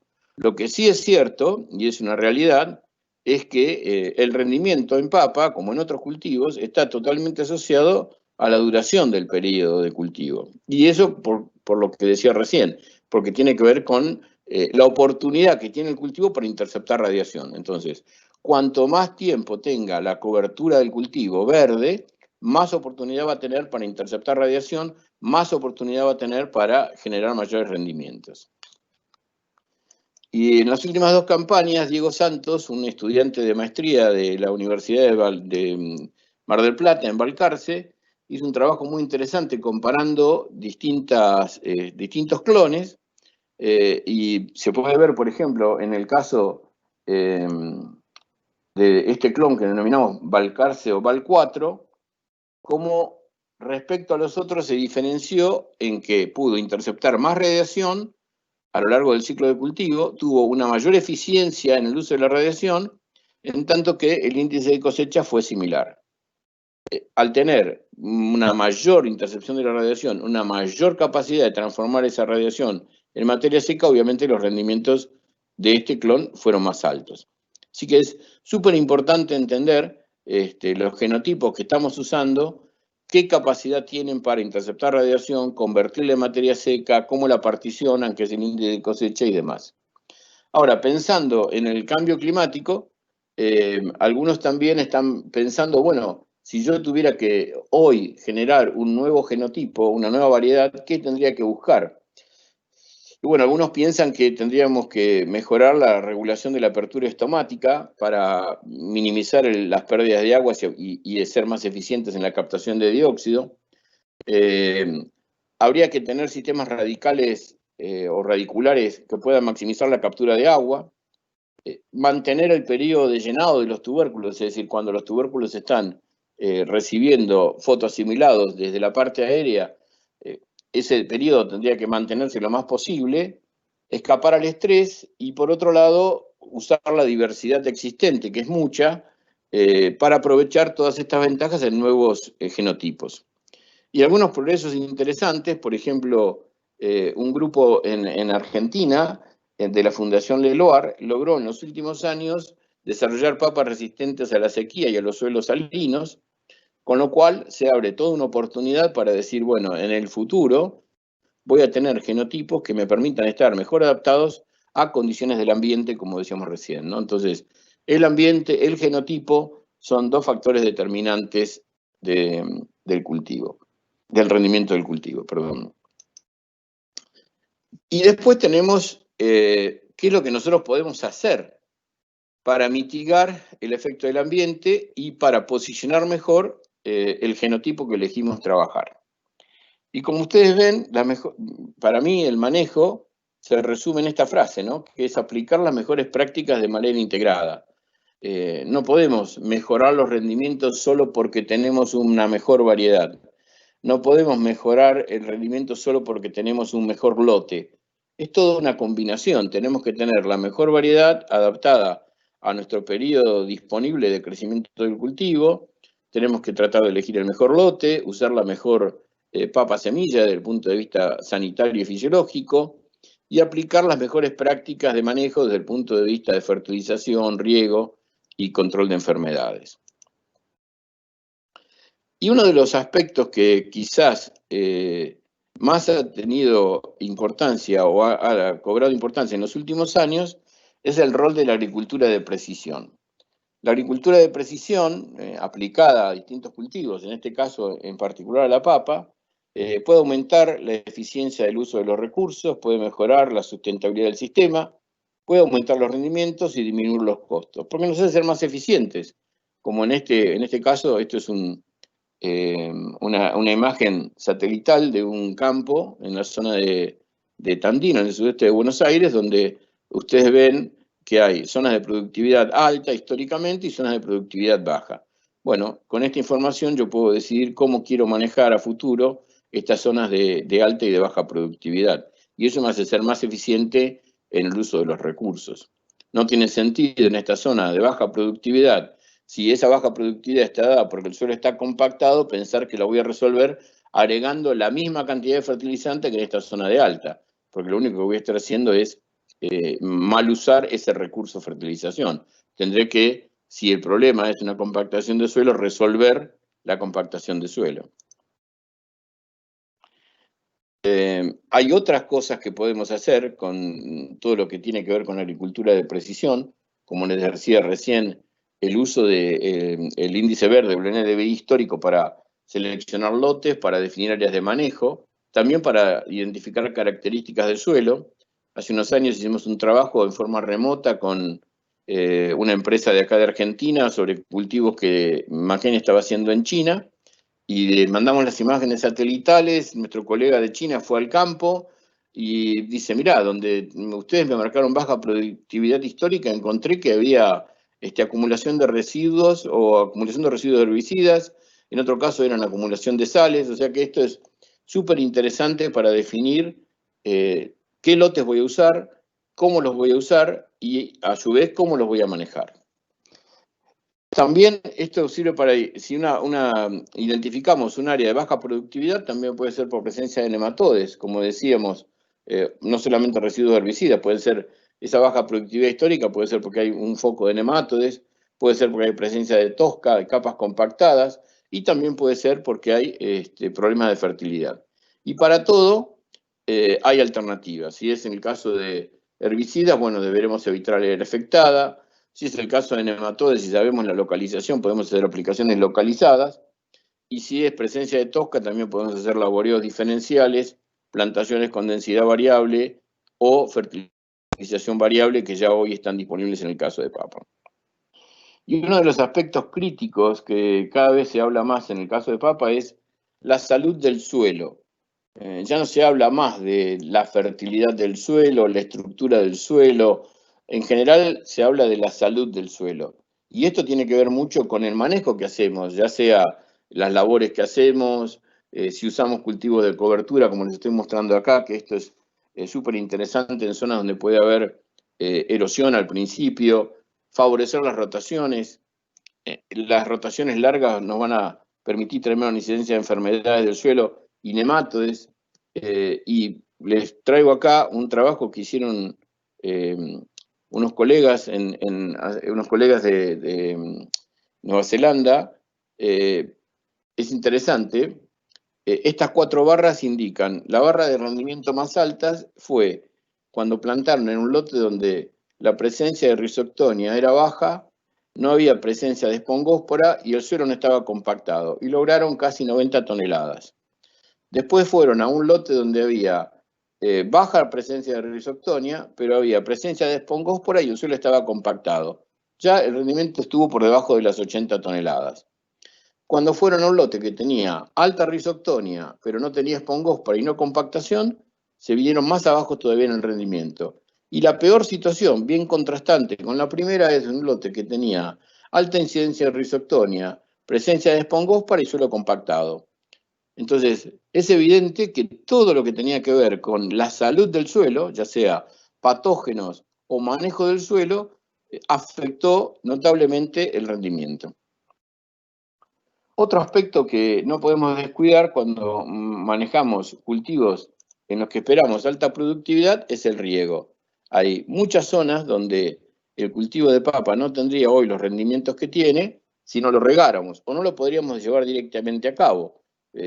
Zonas de Río Negro, Mendoza, donde la producción de papa ha crecido tanto en los últimos años, mismo en Córdoba, si no regáramos no lo podríamos llevar a cabo. Ahora, no es cuestión de decir aplico agua, es ser mucho más eficiente en el uso del agua, identificar cuáles son los periodos críticos, monitorear el estado hídrico del cultivo, monitorear el estado hídrico del suelo, no importa de qué manera, si es con imágenes satelitales, si es con un sensor in situ. El tema es saber cuál es el estado hídrico del suelo y qué es lo que tenemos que hacer. Hoy, por supuesto, se puede aplicar, vamos a ver acá el caso de pivotes, se puede hacer aplicación variable, se puede hacer un riego variable en función de la información que proveen los sensores del suelo al equipo, y el equipo puede distribuir la pluviometría en función de esas necesidades. Algo que es una tendencia en general es tratar de utilizar el riego por surco, que es tan ineficiente.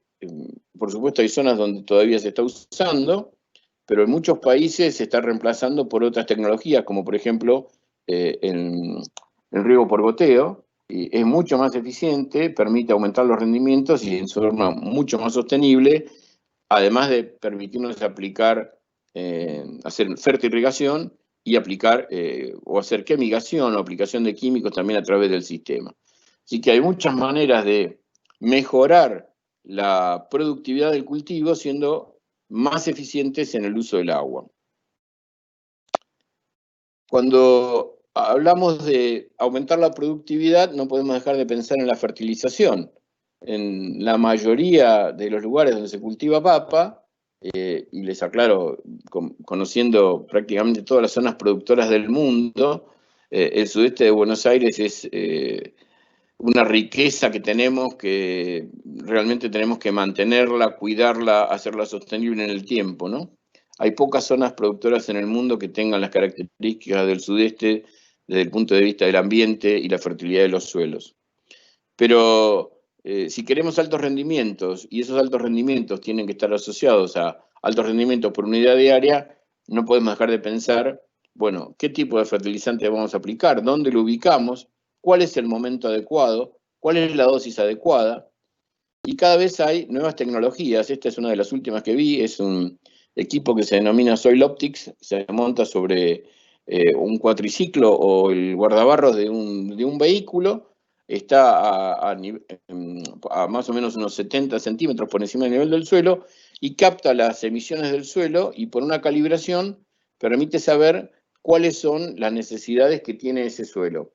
Y hoy ya, por ejemplo, está desarrollado, se puede interpretar cuál es la textura del suelo, cuáles son los nutrientes que ese suelo tiene deficiencia, la concentración de nutrientes en ese suelo, sobre todo lo que es calcio, magnesio, también materia orgánica y algunos otros elementos. Así que cada vez hay más tecnología disponible para poder hacer una fertilización más racional y fertilizar cuando tenemos que fertilizar con el componente o con el nutriente que tenemos que fertilizar. Y una vez que definimos esa fertilización de base, también hay muchas maneras de monitorear qué pasa con el cultivo. O sea, no tiene sentido si nosotros no monitoreamos el cultivo de cualquier manera, puede ser en forma remota, en forma in situ, con sensores montados en los tractores, o de la manera que fuere, pero nosotros tenemos que saber qué es lo que está pasando con el cultivo para definir si ese cultivo tiene requerimientos que nos permitan aún ser más eficientes y más sostenibles. Porque si ustedes usaron la mejor semilla, en el mejor lote, el mejor equipo de riego, y después resulta que no monitoreamos cuáles son las necesidades de nitrógeno, fósforo, potasio, otros nutrientes, todo lo otro deja de tener sentido, porque la fertilización va a pasar a ser la mayor limitante. Y un trabajo que hicimos hace unos años en el sudeste, en colaboración con el INTA, Gastón Viani, fue cómo impactaba la fertilización en las emisiones de dióxido. Y es súper interesante ver que nosotros podemos mejorar o disminuir las emisiones de dióxido si aumentamos el rendimiento. Entonces, aumentando el rendimiento podemos disminuir las emisiones de dióxido. O sea, estamos contribuyendo a disminuir las emisiones si somos más eficientes en la producción, tanto cuando manejamos nitrógeno como cuando manejamos fósforo. El aumento de rendimiento tiene que ver con la reducción en las emisiones. Así que como ustedes ven, todo está relacionado. A mí me gusta muchísimo hablar en este sentido, ¿no? No podemos hacer el cultivo de papa como cosas independientes. Bueno, y el último aspecto que nos queda es los factores que reducen el rendimiento, que son las malezas, las enfermedades y las plagas. Y no podemos hacer nada de esto si no las identificamos, si no las monitoreamos, si no conocemos los niveles de población, si no conocemos los niveles de daño y si no aplicamos sistemas de toma de decisiones adecuados para cada situación. En el caso hoy de control de maleza ya hay hasta vehículos autónomos que nos permiten hacer esto, con lo cual uno podría hacer aplicaciones, por supuesto, variables también, identificando dónde están las malezas.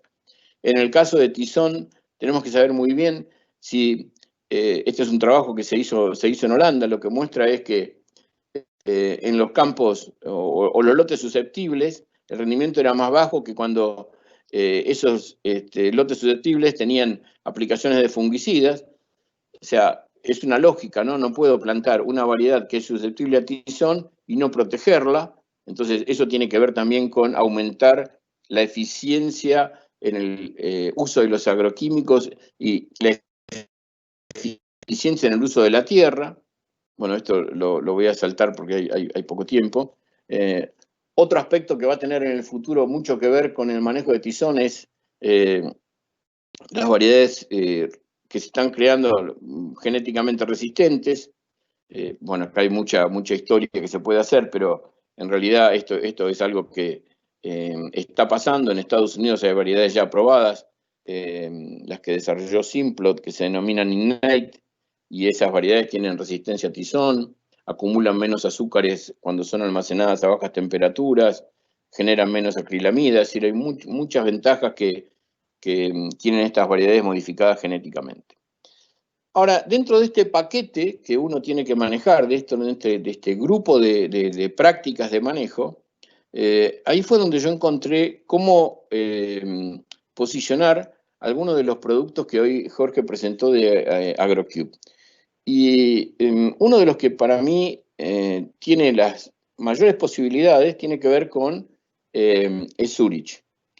Zurich yo encontré dos aspectos súper interesantes.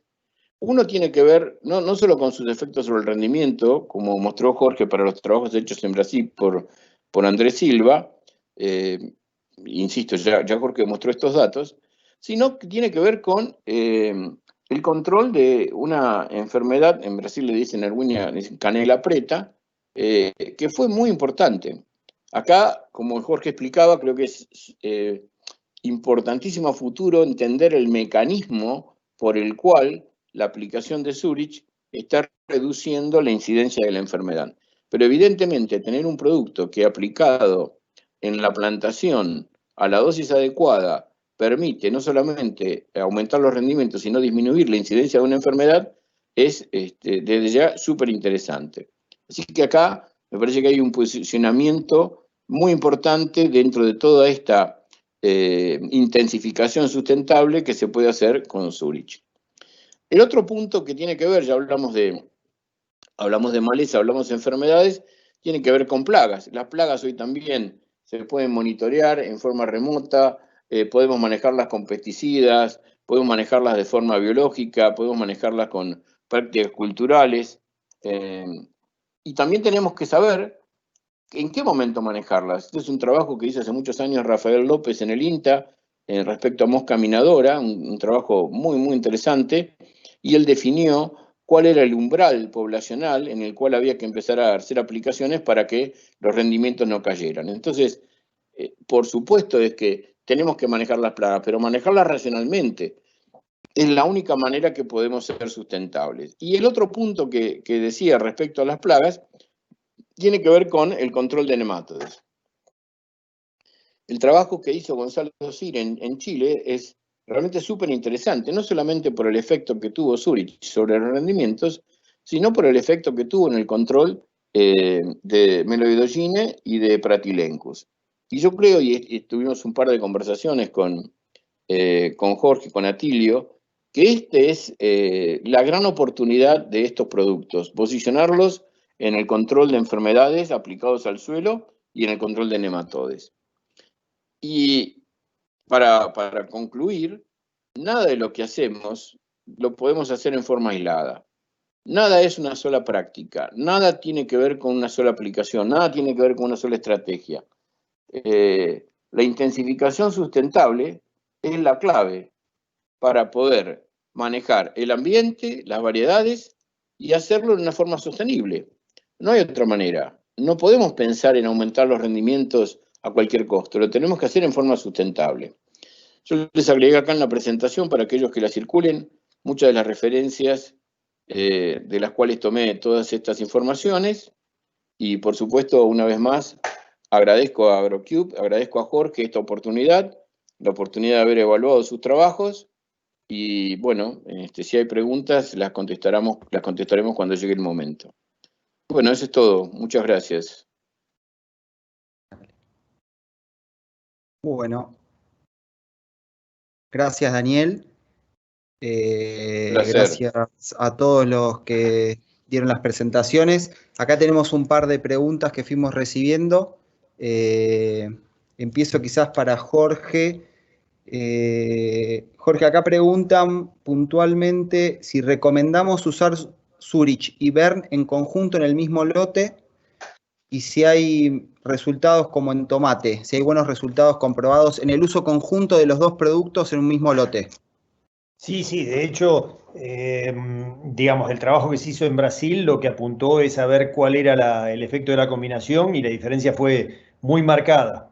La respuesta, la combinación de ambos productos da una respuesta extraordinaria. Como lo que yo había mostrado en el gráfico es que, digamos, cuando se trabaja solo con Bern, conviene anticipar la aplicación por lo más cerca posible del momento de la plantación. En cambio, cuando se complementa Zurich con Bern, lo que se vio es el mejor resultado postergando la aplicación de Bern para el momento de tuberización, inicio de tuberización, floración, digamos. Perfecto. Bueno, después otra pregunta más relacionada a lo que es el uso de Zurich para altas presiones de nematodos. ¿Qué recomendación damos y cómo vemos el funcionamiento del producto? Bien, nosotros tenemos bastante experiencia hecha en otros cultivos. En papa hemos visto ese resultado realmente excepcional de Chile. Y básicamente lo que hemos visto es que una dosis de 20 litros por hectárea es muy consistente bajo todas las condiciones. La recomendación en ese caso fue aplicación al surco.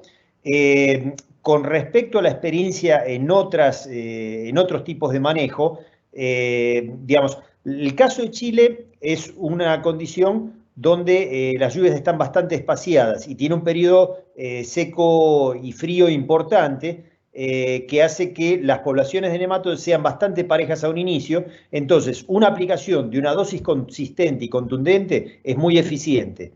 En otras condiciones de suelos más húmedos, ya digo, digamos, tenemos que validarlo en papa, pero lo que hemos visto es que conviene hacer una aplicación eventualmente no de una dosis tan consistente o tan alta de 20 litros como mencionaba antes, puede trabajarse con 10 litros y de ser posible reiterarla, digamos, en el momento de inicio de tuberización. Pero por eso, si nosotros tenemos una situación como puede ser Perú, como puede ser Chile, la recomendación consistentemente yo diría 20 litros a inicio de la siembra, yo esperaría el mismo resultado que vimos en el ensayo que mostramos de Gonzalo Cir.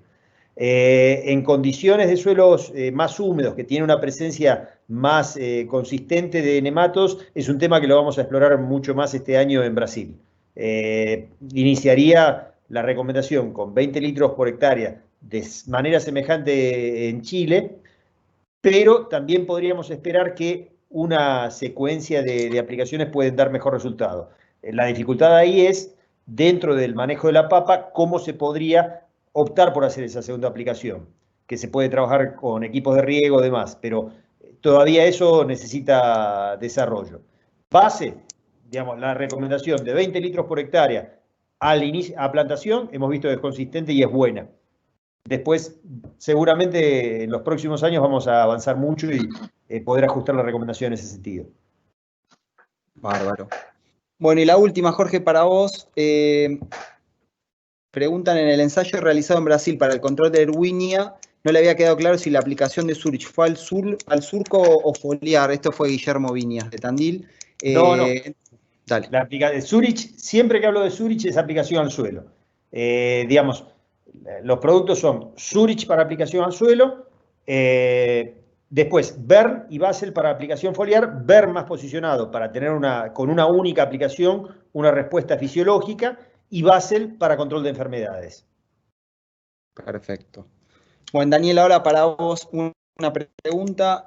Preguntan si además de esta línea de polifenoles, vos ves que hoy haya alguna otra línea que se ajusta al manejo sustentable que planteás. ¿Otra línea o familia de productos? Y bueno, los polifenoles los definimos con Jorge como productos bioquímicos, ¿no? O sea, pero también hay otros que son puramente biológicos, agregados de alguna bacteria, caso de pseudomonas benéficas u otros productos. O sea que la línea esta me parece súper interesante, pero obvio que no es la única línea de productos que uno podría utilizar desde el punto de vista de la sustentabilidad, ¿no?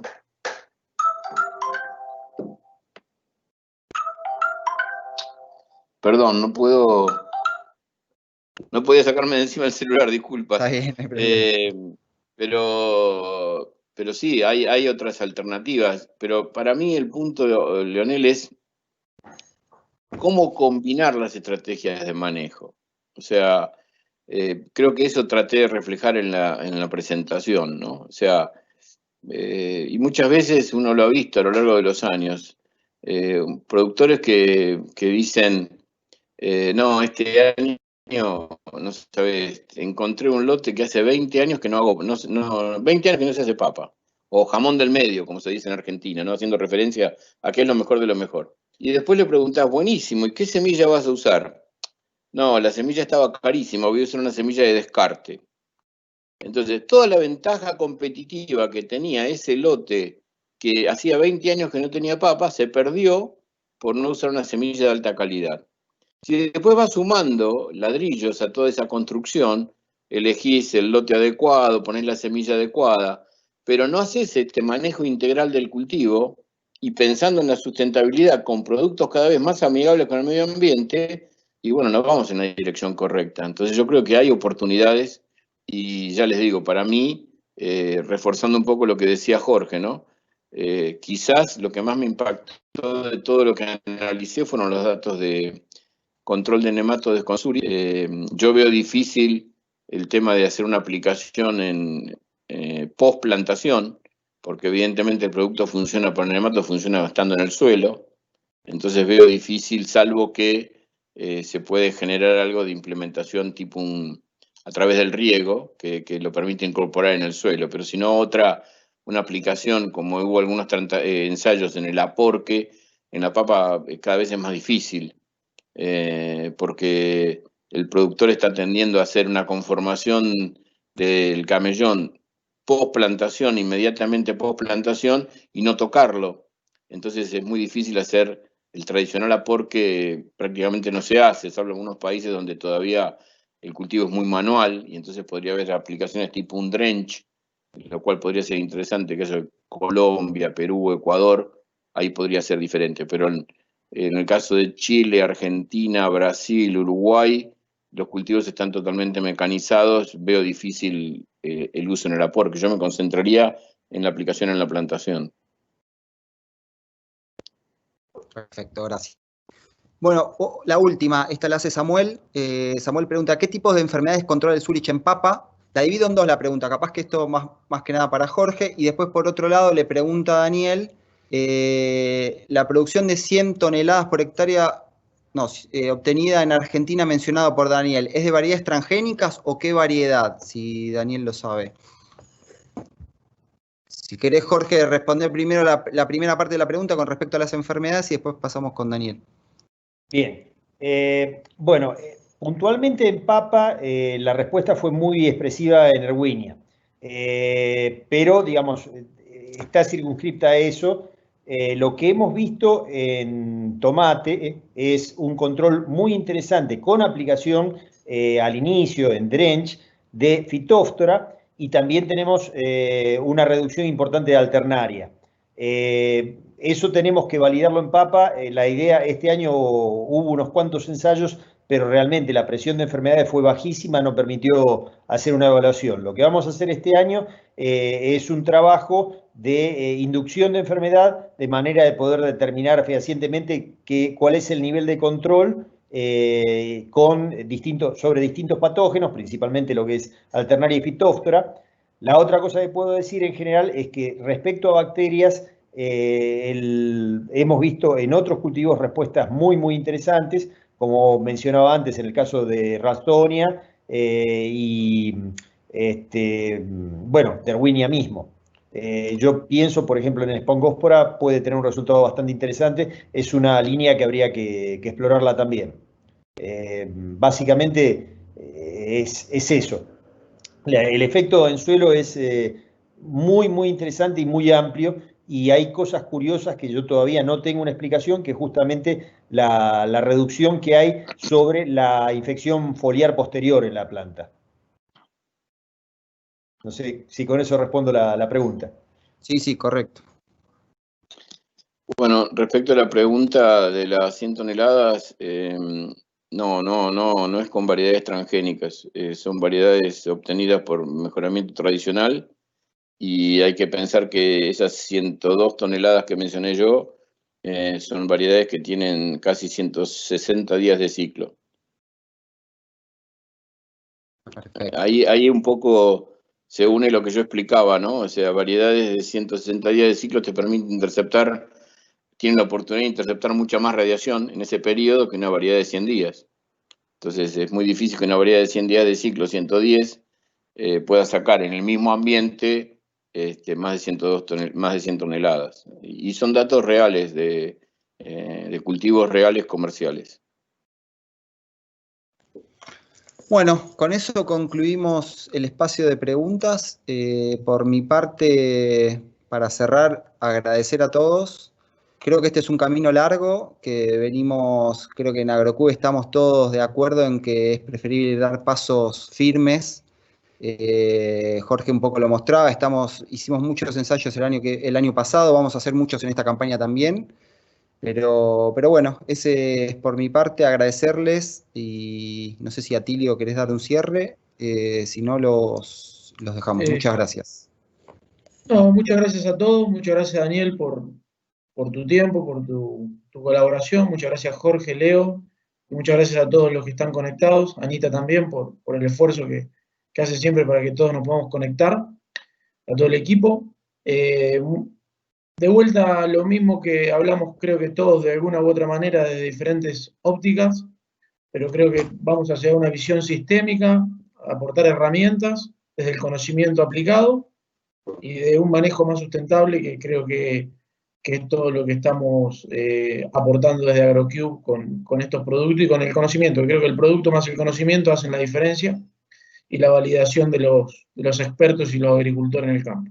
Así que nada más, nos vemos, espero pronto en el campo, viendo algún ensayo. Estamos ya aburridos de los Zoom, me parece que ya tuvimos sobredosis. Así que nada, muchísimas gracias a todos, que tengan muy buen fin de semana y que estén todos muy bien. Buen fin de semana, muchas gracias. Gracias, Atilio, gracias. Gracias. Saludos. Saludos, chao. Chao, gracias.